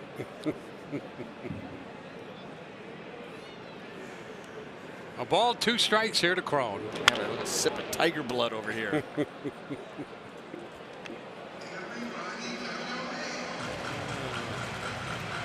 Well, the Rays trying to figure out how to get on the board here against David Hess.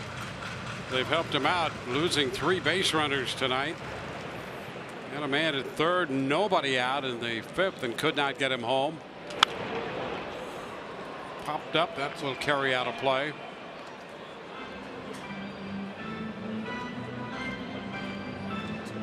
Wendell on deck.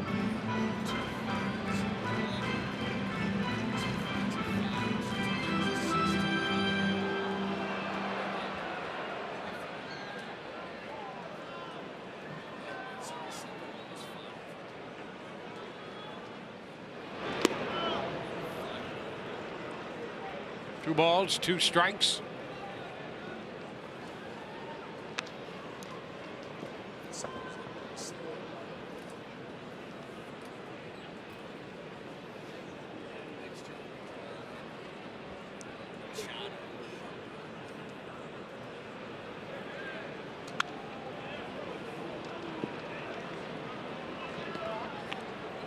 Two and 2 the count on Crone.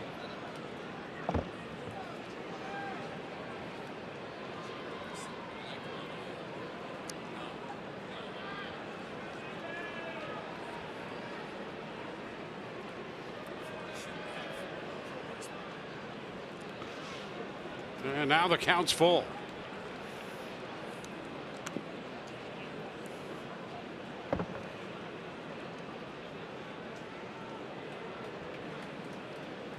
Rays with 3 hits. Wendell single in the first. Single by Ramos in the 4th.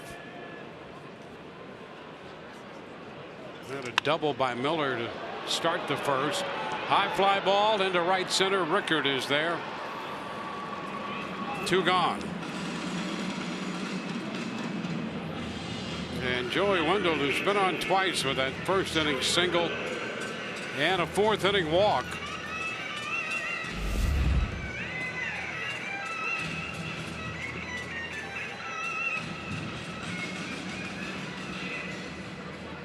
So he hits with the bases empty.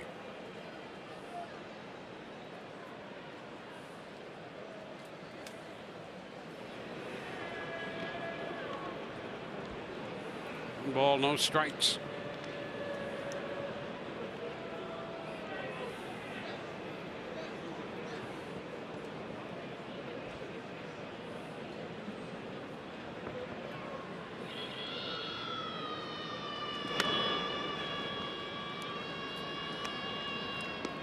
With nothing.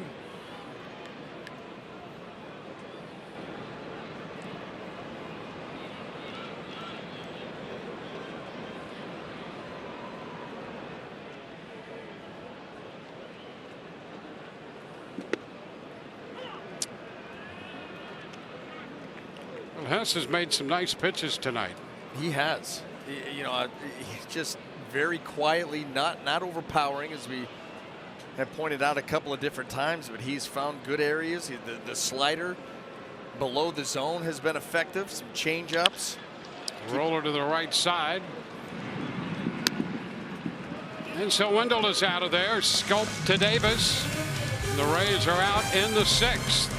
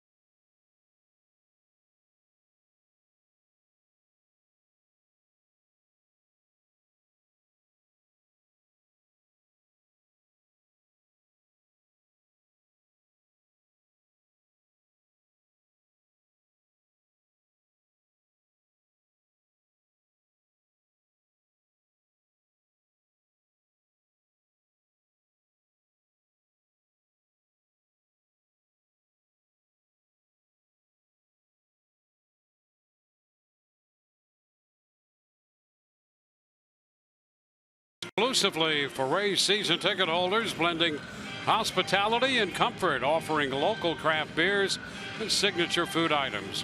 Tropicana Field's premier destination area, exclusively for Rays season ticket holders, the Republic Bank Draft Room. Call 888-FAN-RAYS for information.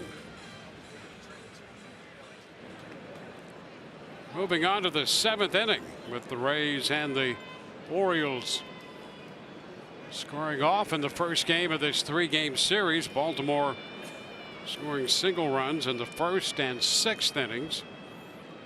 Craig Gentry will begin the 7th against Ryan Yarbrough. Did you see David Hess take a sip down in the dugout just a minute ago out of some white cups? There had to be, and my guess is this, 6 cups altogether. There you go. And he probably does it for one for every inning. Puts them back behind his stuff, and then every inning I come in, I add a cup to it. Stay hydrated. You stay the proper hydrated, amount. and you know what inning you're in. Yep. I mean, the things that guys do, Yeah. that we all routines. have done. Yeah. Yep. That's exactly what it is. And everybody knows you don't even go anywhere near that area, by the way. Don't touch the cup. Don't look at the cup. There they are. Count them. I guarantee you there's 6 of them. I see 6 ridges. Done. 6 innings completed. 1-2 is upstairs. Fastball, a little extra on that one. That was 91 up. At least that would be my guess. Just looked interesting, and I figure you have a cup, that makes sense.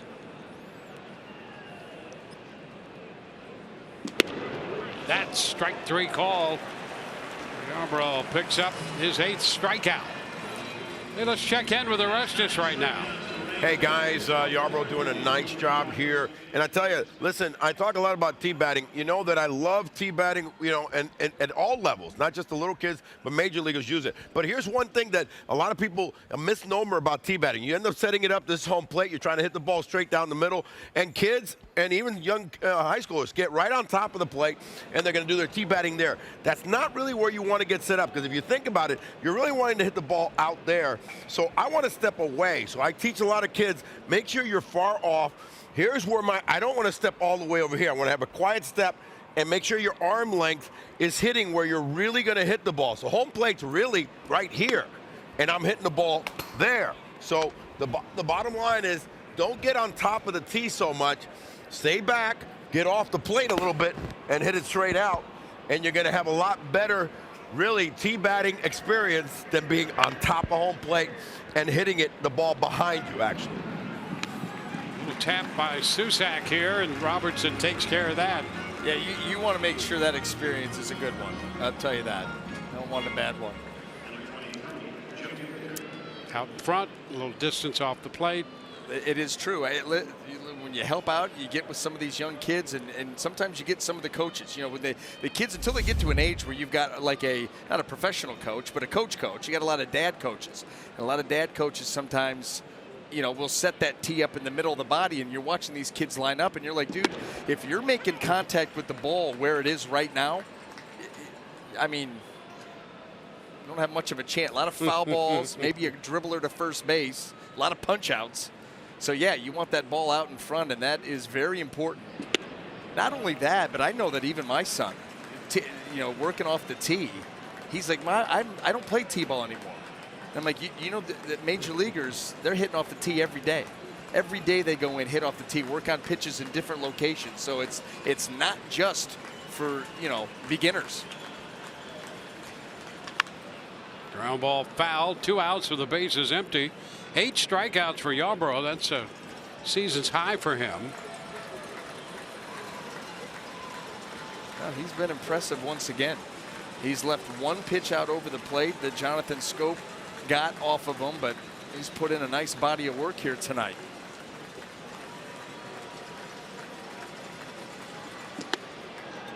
Close there. Up a little bit. 1-2. Yeah, but still, even with this miss, you want to get it, but even if you don't, it set up a lot of other stuff. You can go cutter and you can go change up away.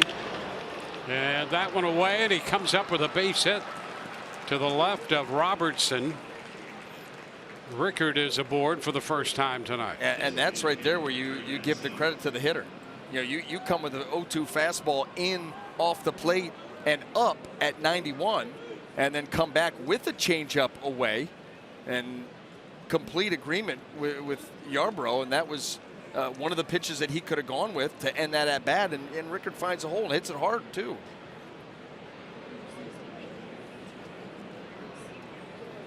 Now back to the top of the order. Here's Mancini. Trey Mancini has grounded out twice, has struck out.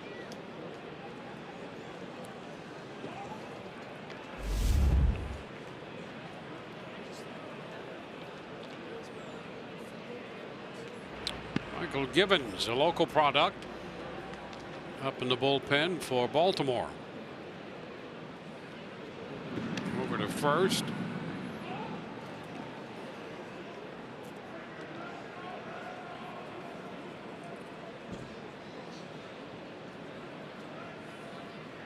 Romo pitched 2/3 of an inning.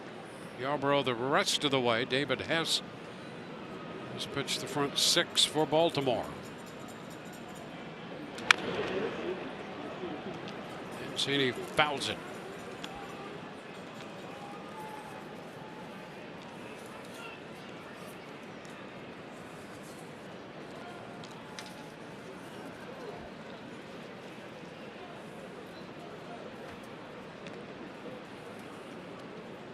Adam Jones on deck.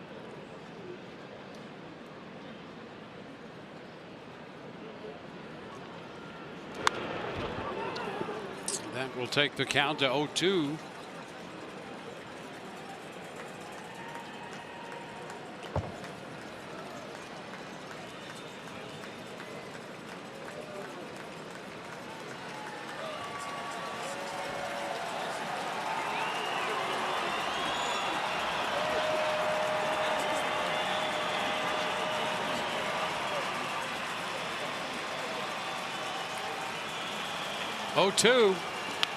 Straightens him up inside. Him in with a fastball. It's 1-2. Another good purpose pitch in a good count. That's the other thing. When the guys were talking earlier about Yarbrough getting ahead of these hitters, that's what it allows you to do. Get ahead of them. You've got a purpose pitch. Try to close them out. Even if you don't get them, you're still in a good spot here at 1-2. And now he goes 2-2. And now is when you have to make a pitch. Yarbrough, by my calculations, has only had one 3-ball count tonight. He went 3-2 with Valencia in the 4th inning, eventually struck him out swinging. It feels right. He's had quick at-bats one way or the other. This one lined off the low wall, rolling out to Givens in the bullpen. Well, this is what they call the action pitch, and this is where you want that action to take place. You do not want to get to 3-2 where all of a sudden the base runner Joey Rickard has a full head of steam here with 2 outs. Let's see if he's going anyway.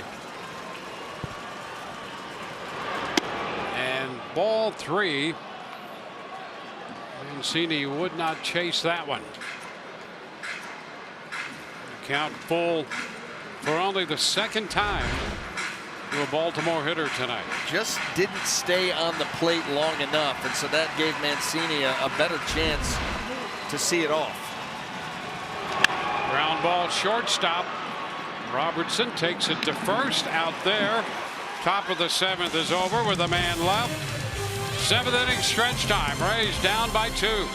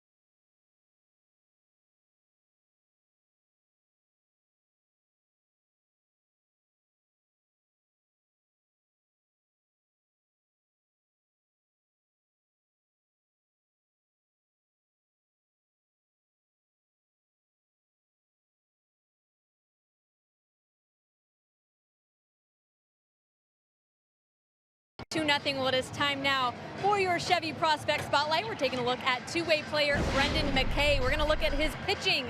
His pitching line last night against Fort Myers, he threw 6 innings, gave up 3 hits, no runs, no walks, and struck out 5, and he got the win. And as a pitcher this season overall, in 8 games, has not been charged with a single loss, has a .76 ERA, and has 50 Ks in 35 2/3 innings pitched. So he has been very dominant on the mound, guys.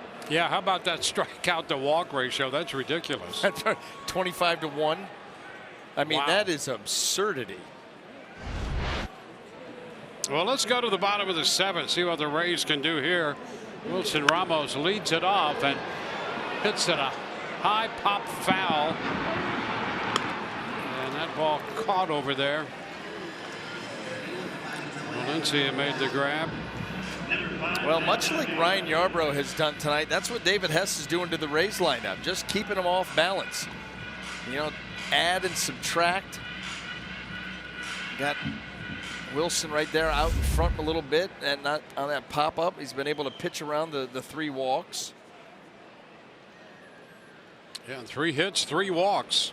And now 6 1/3. Matt Duffy takes the pitch at the knees for a strike. He's working to add another cup.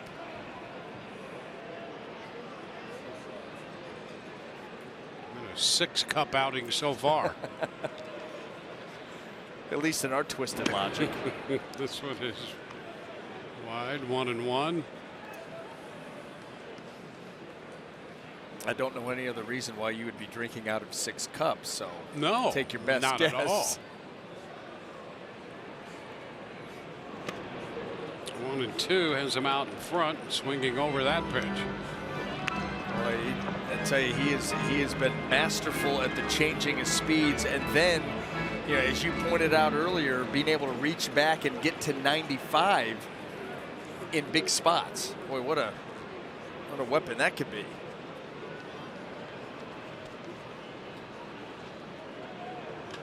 Down the right side, in between Davis and the line for a base hit, and Duffy is aboard.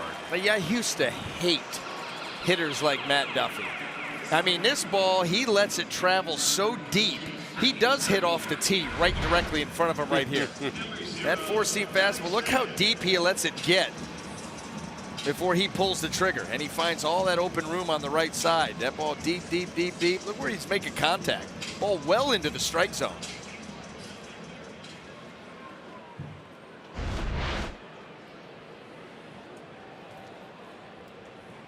Malik Smith.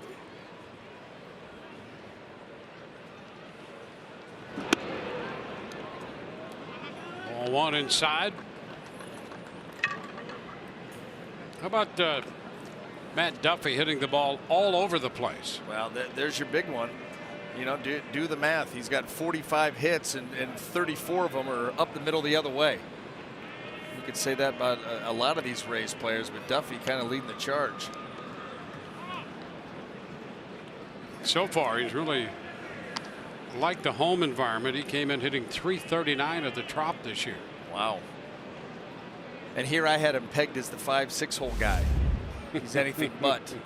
He's more the 3-4 hole guy.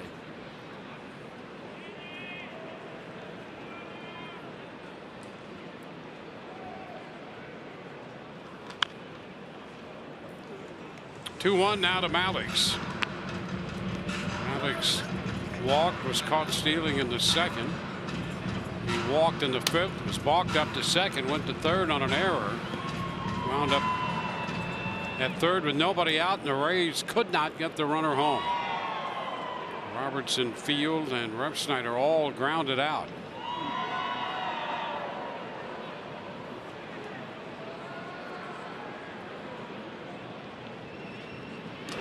Ground ball shortstop. Machado scope 1. First base not in time there. Alex Smith avoids the double play.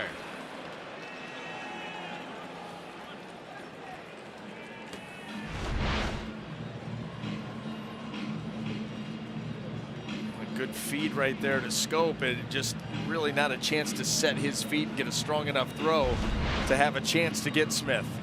Well, Buck Showalter out here. He has 6 2/3 tonight from David Hess. And a call to the bullpen brought to you by the Florida Lottery.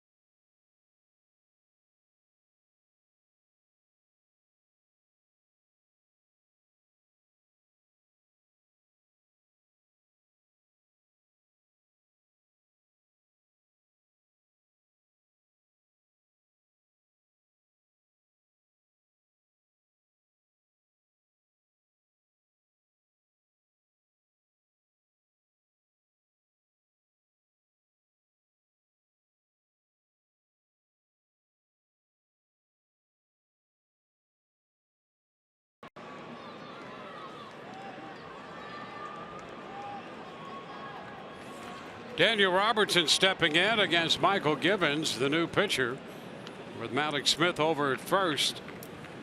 6 2/3 and 91 pitches for David Hess, and now he gives way to Givens, who gives you a difficult angle out there on the mound. Yeah, with a lot of velocity too. First pitch is inside. 1-0.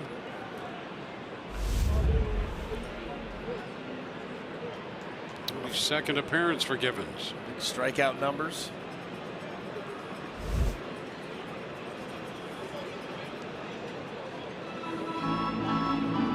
I'll tell you what, Baltimore tonight has been extremely aggressive going at Malik Smith while he's on base. Big lead too. Pitch is down. How about this for the Rays and Hess? Hess gave up that 3-run home run in the first inning when the Rays faced him up in Baltimore on the 12th of this month, and then didn't give up any other runs. They've gone 12 innings against Hess with no runs against him.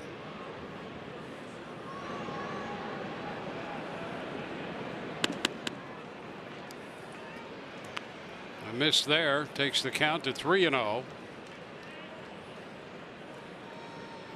Well, even the way that he was able to settle into that previous start, he was even better here tonight from pitch number 1. He locked in with everything. 3 balls and a strike.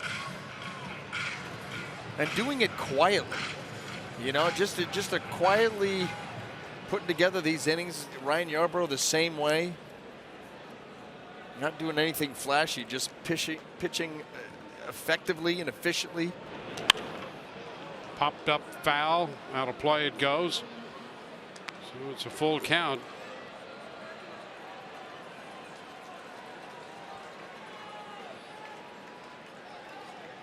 Ryan Yarbrough has pitched well tonight. Gave up the home run to Jonathan Scope. It's the only run he's allowed. Johnny Field hoping to get a chance to bat in the 7th.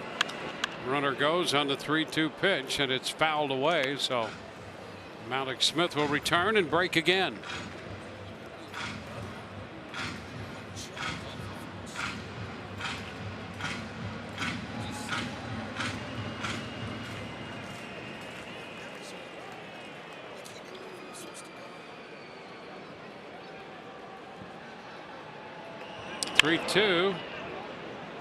It's fouled again.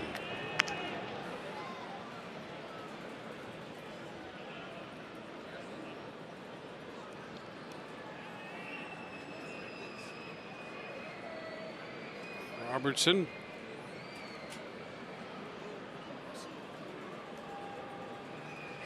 With the full count. And there is ball 4 low.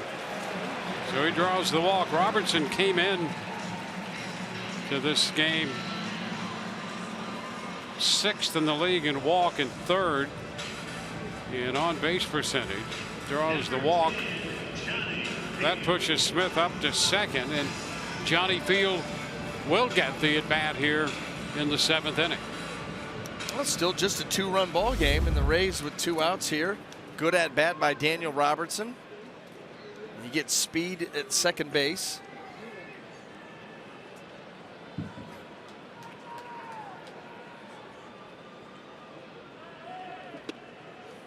It's a strike to Field. That's an easy 96 from Givens right there. Yeah, from that that arm angle that you're talking about, extreme, not completely submarine, a little bit of a sidearm look, but even deception in the delivery, kind of a little twist of the upper body, Louis Tiant style.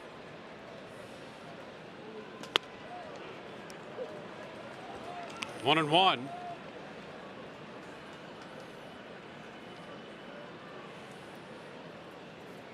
Tends to get a little bit more dramatic with that, obviously with nobody on base. You get guys on base and you're taking a big turn. It just takes too long. Guys can swipe bags off you.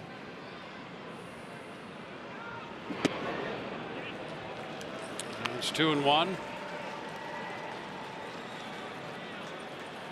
Some speed on the bases with Smith at 2nd, Robertson at 1st.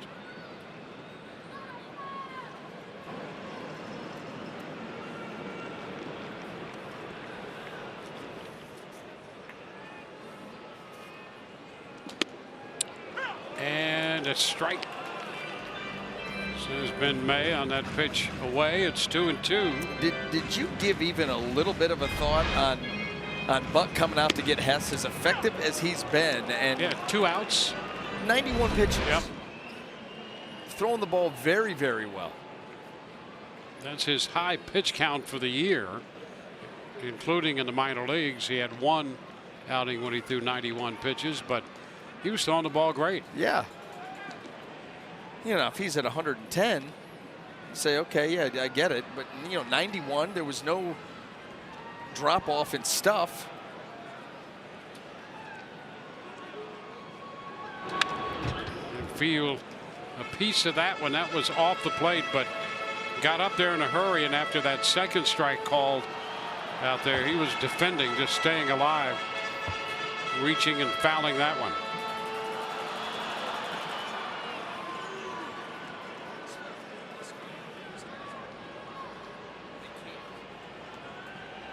The left-hander Blyer up in the bullpen. There's a fly ball lifted into left. Gentry is right there making the catch. Rays leave 2. We'll go to the 8th. It's 2-0.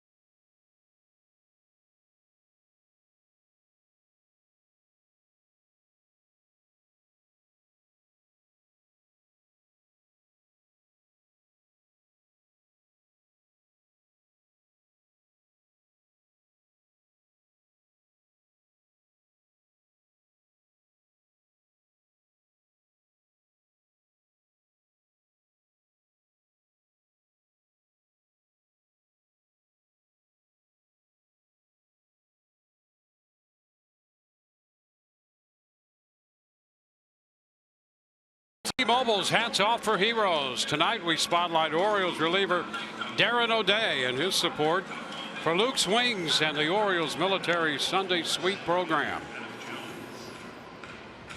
550 appearances for Darren O'Day with a .256 career ERA.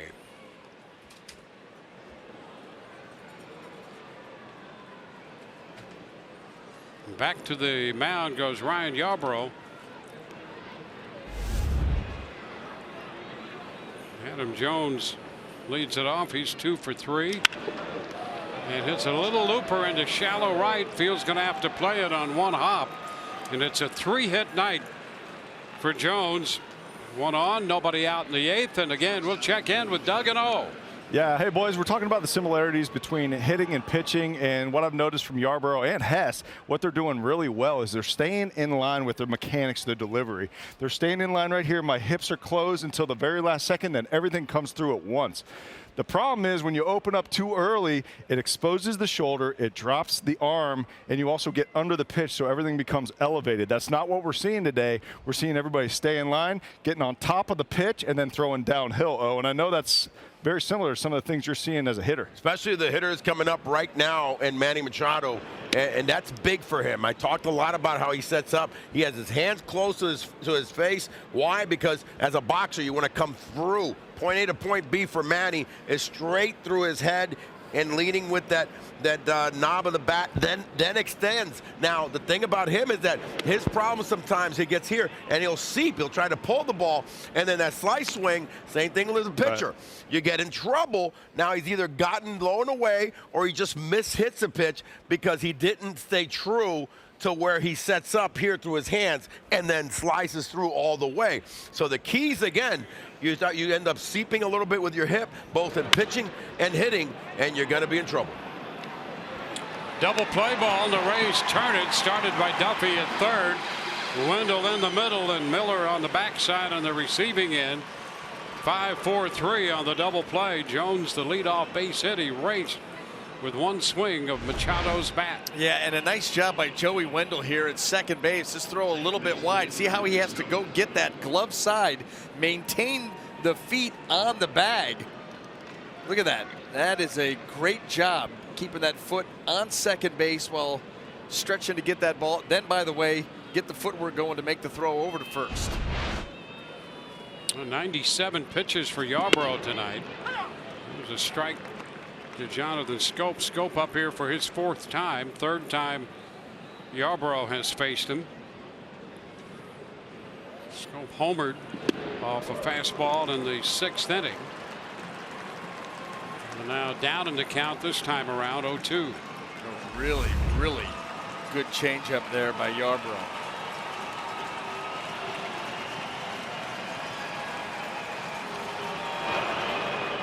Comes back with it. 1 ball, 2 strikes.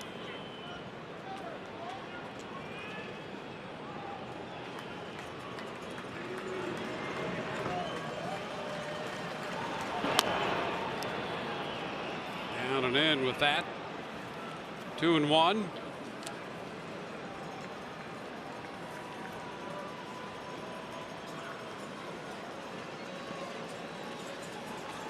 Base is empty, 2 gone.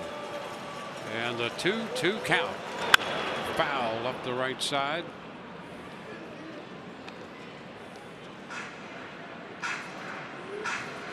Well, it's been a good outing here for Yarbrough after Romo started. Was touched for a run in 2/3 of an inning in the first. Venters up in the bullpen for the Rays. Johnny Venters throwing down there. And a little bit of that one foul.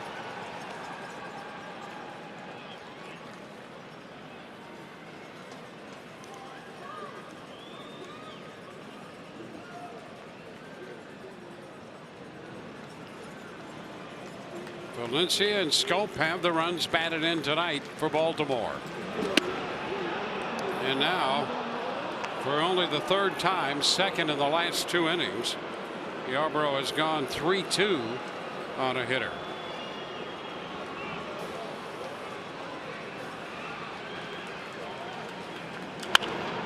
Popper, short right. Wendell out. Here comes Field, and that ball is going to drop between the two of them, and now bounds away. But Field with a quick recovery and the throw back to Robertson.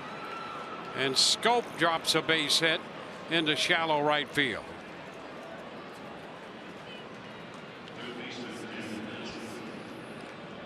Scope is aboard. Valencia is going to be the hitter. And Kevin Cash heads to the mound. Call to the bullpen brought to you by the Florida Lottery.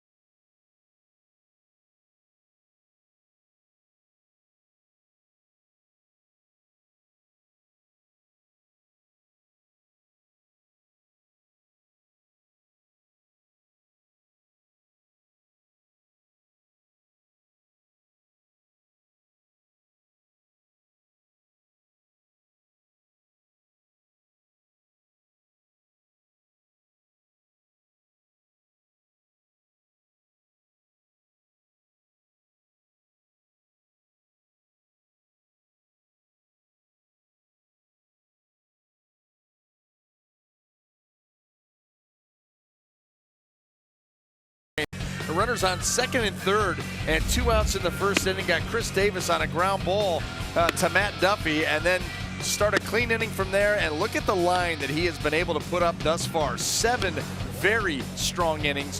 1 earned run, a fastball out over the plate to Jonathan Scope. Did not walk anybody. 8 strikeouts. I'll tell you, he continues to impress. He does it by working quickly, throwing strikes, changing speeds, in and out. Put on a clinic. Johnny Venters comes on. His first pitch to Valencia is inside. A ball, no strikes, and it's been fastball slider from Venters. 10th appearance. Good numbers around. He's got a win. ERA just of 1.13.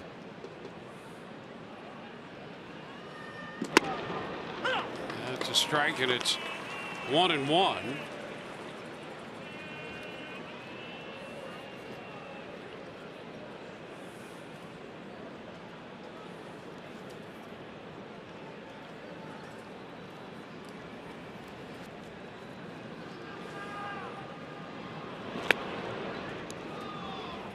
Two and one.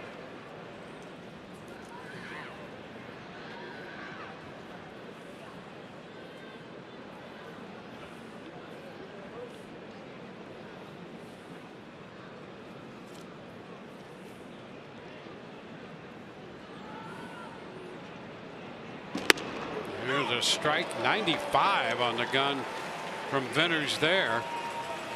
Boy, that's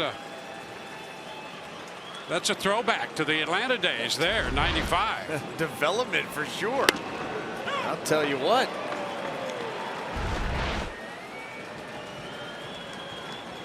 Two and two the count. Ground ball shortstop. Robertson the short way. Over to Wendell for the force. We go to the bottom of the 8th. 2-0 Baltimore.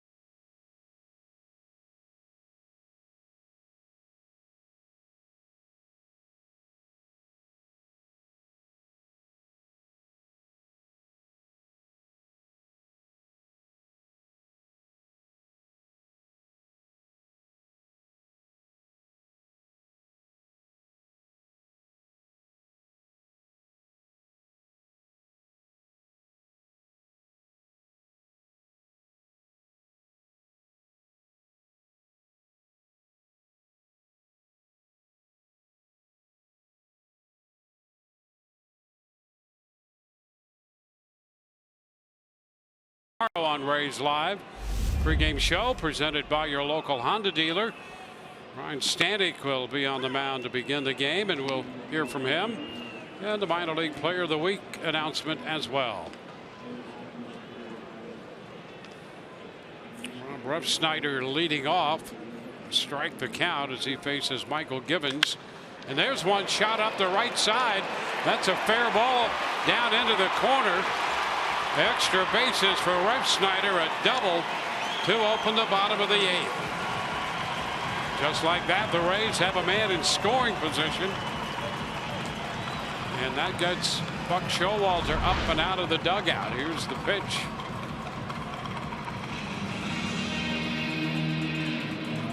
Third double of the year for Rev Snyder. And now the Orioles will make the pitching change.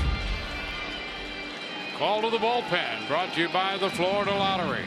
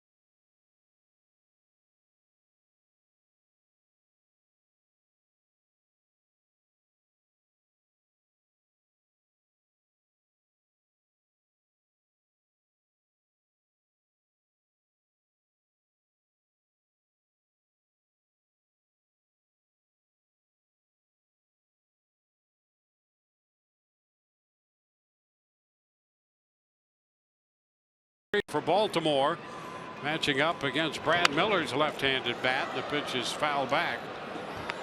Well, the Rays with a leadoff double from Rob Snyder as they try to break through against the Baltimore bullpen. Well, 25 in the third innings, just 11 strikeouts. Doesn't walk many guys, doesn't strike many guys out. Pitches to contact, uses his defense, tries to miss the barrel. Chop to the right side. Scope will make the play to get Miller hustling down the line. Took him a little while, Scope, to get that ball out of his glove. Rev Snyder goes to third. Watch every out-of-market regular season game live at home, in the office, or on the go with MLB.tv. Your subscription includes MLB At Bat Premium, allowing you to watch live baseball on your favorite supported devices. Blackout and other restrictions apply. Visit MLB.tv for details.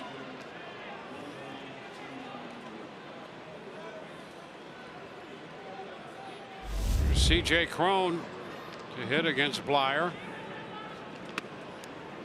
Pitch is inside.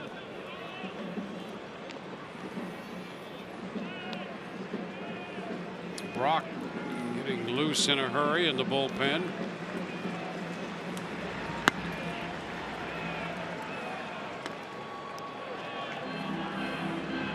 2-0.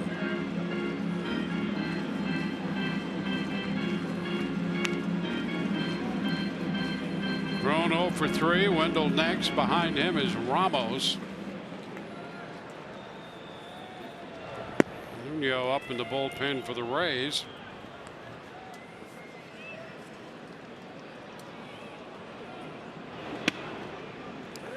And now ball 3 to Cron. 3-0.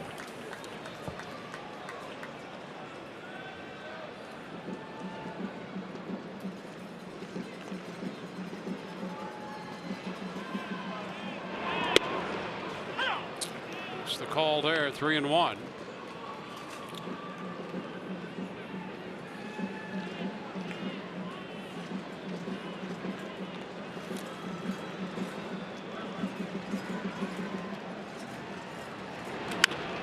And he got it in on him, and he pops it up. Machado and Scope, and it's Scope in front of Machado making the catch.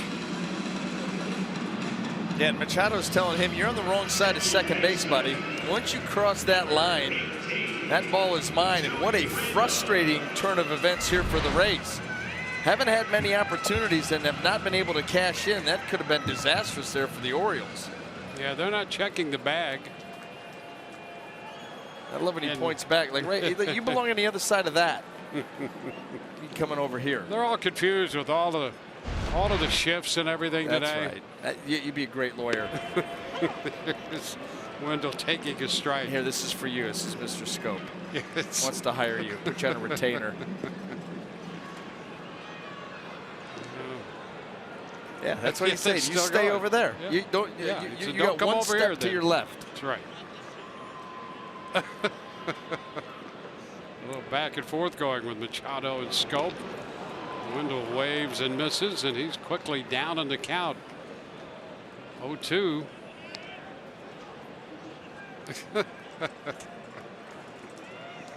It's great stuff. Apparently there will be no more shifts on the Baltimore infield.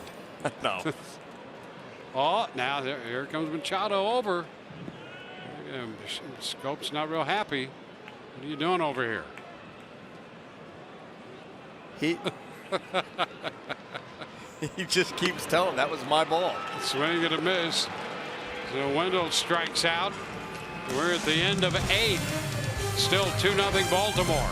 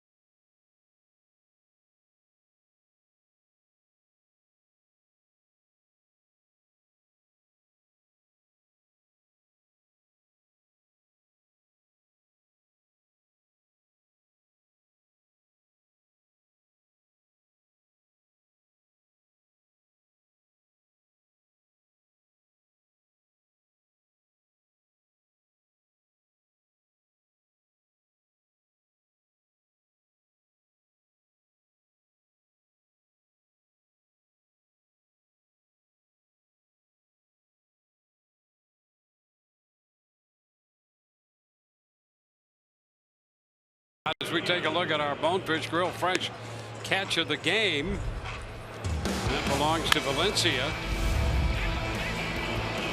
Boy, the Skipping footwork. over Smith. Yeah, I mean, first of all, you get a chance there. Okay, forget it. Now I got to jump, spin, and throw and get Robertson hustling up the line. That was a heck of a play by Danny Valencia. But, you know, another situation where the Rays have had a couple of runners at third base in primo positions to get him in, and they've not been able to do that. And these guys still going at it. They brought Adam Jones into it. And Adam Jones was telling them, you got to stay on your side. It's not your ball.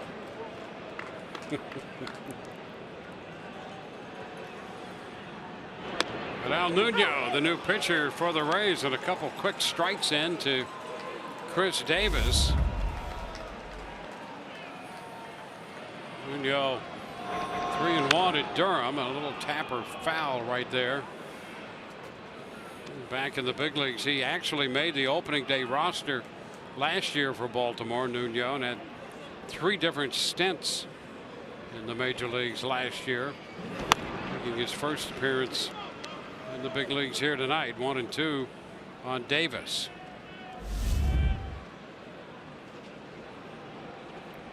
The bat thrown at that pitch, and the ball skied to shallow left. Caught by Refsnyder. The bat right out in front of the mound. There's that slider, and it's tracking away, so you get the barrel out there and just, like you said, you throw the bat at the baseball. Hope that it finds a hole, falls in somewhere. There's Greg Gentry. Fastball at 89 off the plate.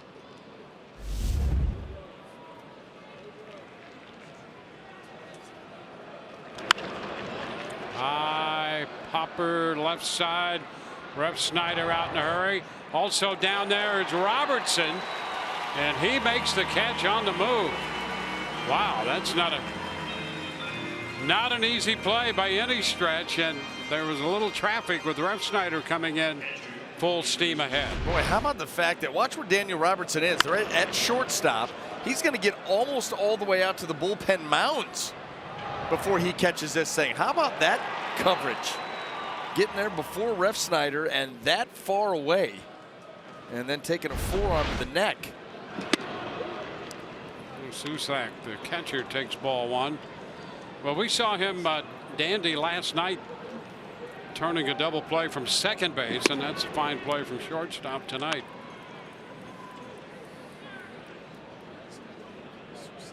Two and 0.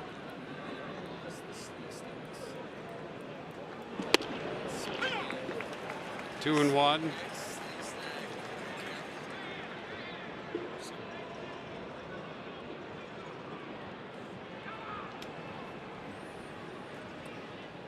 Two one here to Susak. 2 and 2. And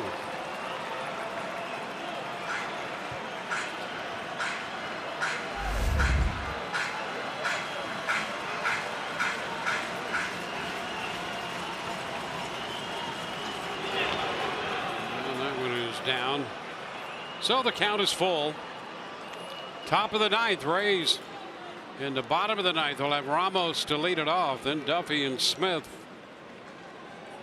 Del Nuno, fourth Rays pitcher, trying to get Susak here to end the top of the ninth, and that should do it. A pop-up. Wendell from second base making the catch. 1, 2, 3. Bottom of the ninth coming. Ramos to lead it off.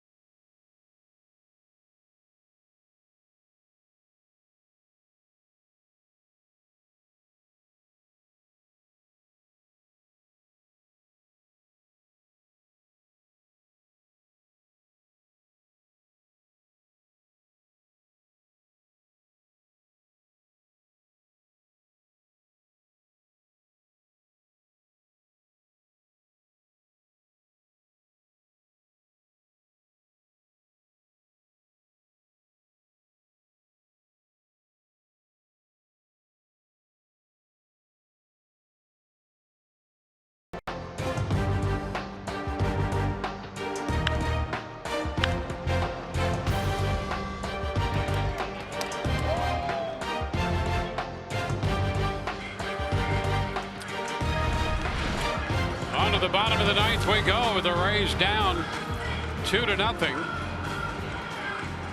They'll have the middle of the order with Wilson Ramos leading off. And the new pitcher, Brad Brock, on trying to close it out for Baltimore. And the Rays trying to get on the board. Well, 7 out of 8 in saves, 24 strikeouts in 19 innings, has walked 11. That ERA of 3.79. You're down to your last 3 outs. And Ramos 1 for 3 tonight. He singled in the 4th inning, which takes it upstairs.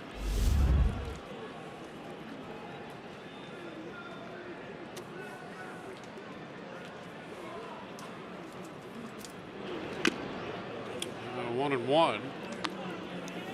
Blyer worked 1 inning, struck out 1. Hess, Gibbons, and Blyer. Now Brock, Romo, Yarbrough, Venters, and Nuno for the Rays.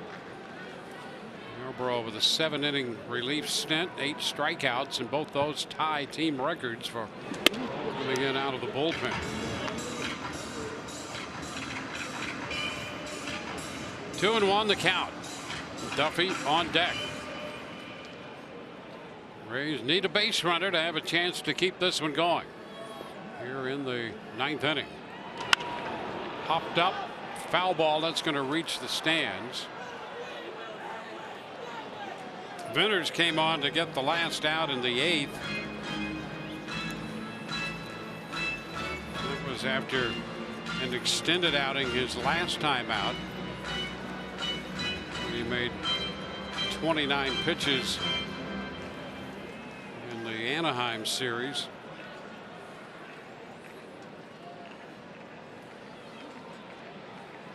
Two the count. Brock's pitch. Ground ball to short. Machado into the glove, and up and out comes the throw. Coming up, Rays Live, the postgame presented by WB Mason. Rich and Arrest is anchoring the coverage. We'll hear from Kevin Cash on the manager's press conference. Minor league updates from around the Rays farm system.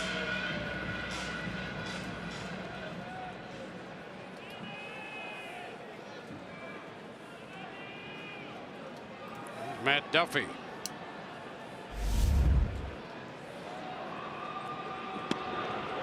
Which is too low. 1 ball, no strikes.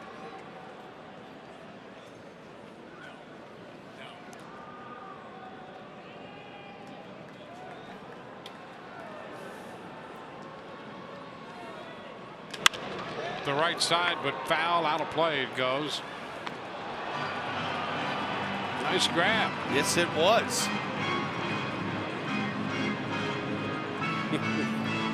Congrats all around there for that one. Just doing my job, protecting the fam. It's okay. Pay attention now. There could be another one coming this way. Instead, it goes into left. A base hit through the hole. Hit number 2 for Duffy tonight, and the Rays will get the potential tying run to the plate. Well, that's all you could ask for. Give yourself a chance here. You've got a couple of outs left. Matt Duffy, a great job of going up the right side, and then how about this? That ball working its way out of the bottom of the zone. He stays on it long enough. Boy, able to rope it right there in the hole. There's the 5-6 hole. That's what we're talking about. Had to happen sooner or later.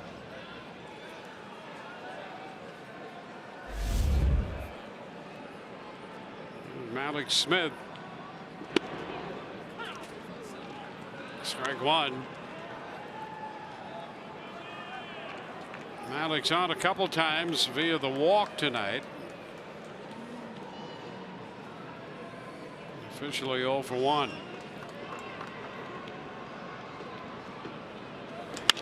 And a base hit, punched the other way. 2 men aboard now. Up to second goes Duffy.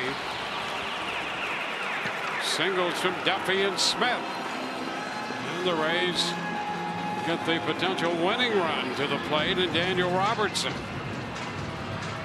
Another tough customer with good strike zone discipline, and this is another changeup right here. Not a bad pitch at all, but a really nice job by Malik Smith staying on that pitch and taking it the other way. Boy, you try to pull that, you're going to roll right over it to second base. He just slaps it the other way.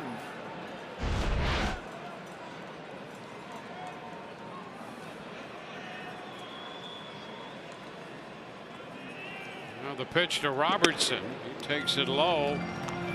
Fastball below the zone. Brock gets rid of the baseball, grabs a new one.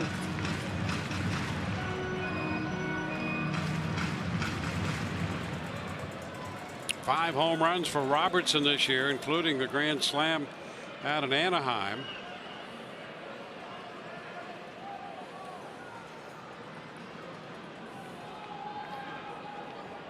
The 1-0. He lifts it to right field. Rickard is there and makes the catch. 2 gone. 2 men on with 2 men out. And Johnny Field makes his way to the plate. Field has struck out. He has grounded out. And he has hit a fly ball to left. 4 homers for Field with 8 runs batted in. It was a late addition to the lineup when the Rays announced a trade with Seattle just before the game, sending Alex Colomé and Denard Span to Seattle. Rays so far tonight with men in scoring position 0 for 9. And there's a foul ball back. Strike 1. Baltimore on the other hand, just 2 opportunities, 1 for 2. Lindsay a double home run in the first, and Scope hit a home run in the 6th.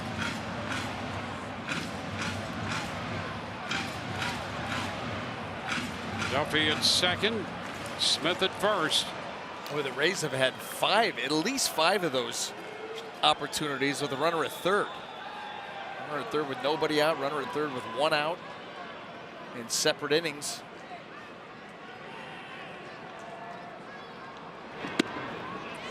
Pitch wide.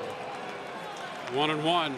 Boy, those are the ones that will eat at you if Johnny Field doesn't do something dramatic here.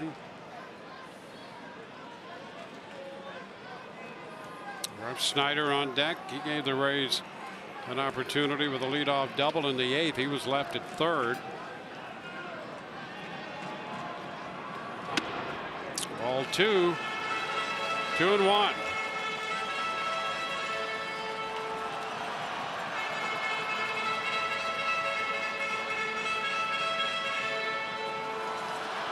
Duffy second. Speed. Smith at first.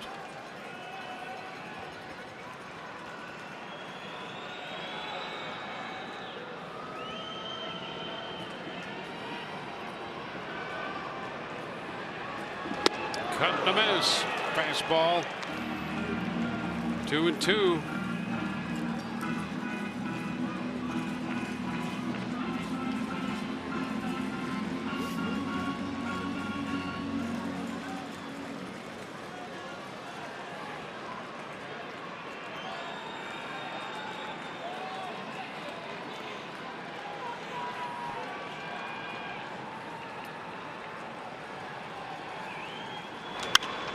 A pop-up right side. Foul ball. Davis under it, and this ball game is over. Rays strand 2 in the 9th and drop the first game of this series to Baltimore 2-0. The Rays now 23 and 26. 2-0 the final. Here's the pop-up in foul territory. The Coors Light refreshing finish. Not so refreshing for the Rays as they drop it 2-0. Hess will get the win. Romo the loss. Brock a save. Took 2 hours and 47 minutes to play this game. And the Orioles have taken game 1 of this series. For Brian Anderson, Dwayne Stats, hope you've enjoyed the telecast. If not the outcome, with you tomorrow, 3:30 on Fox Sports Sun. Rays Live, the postgame comes your way next.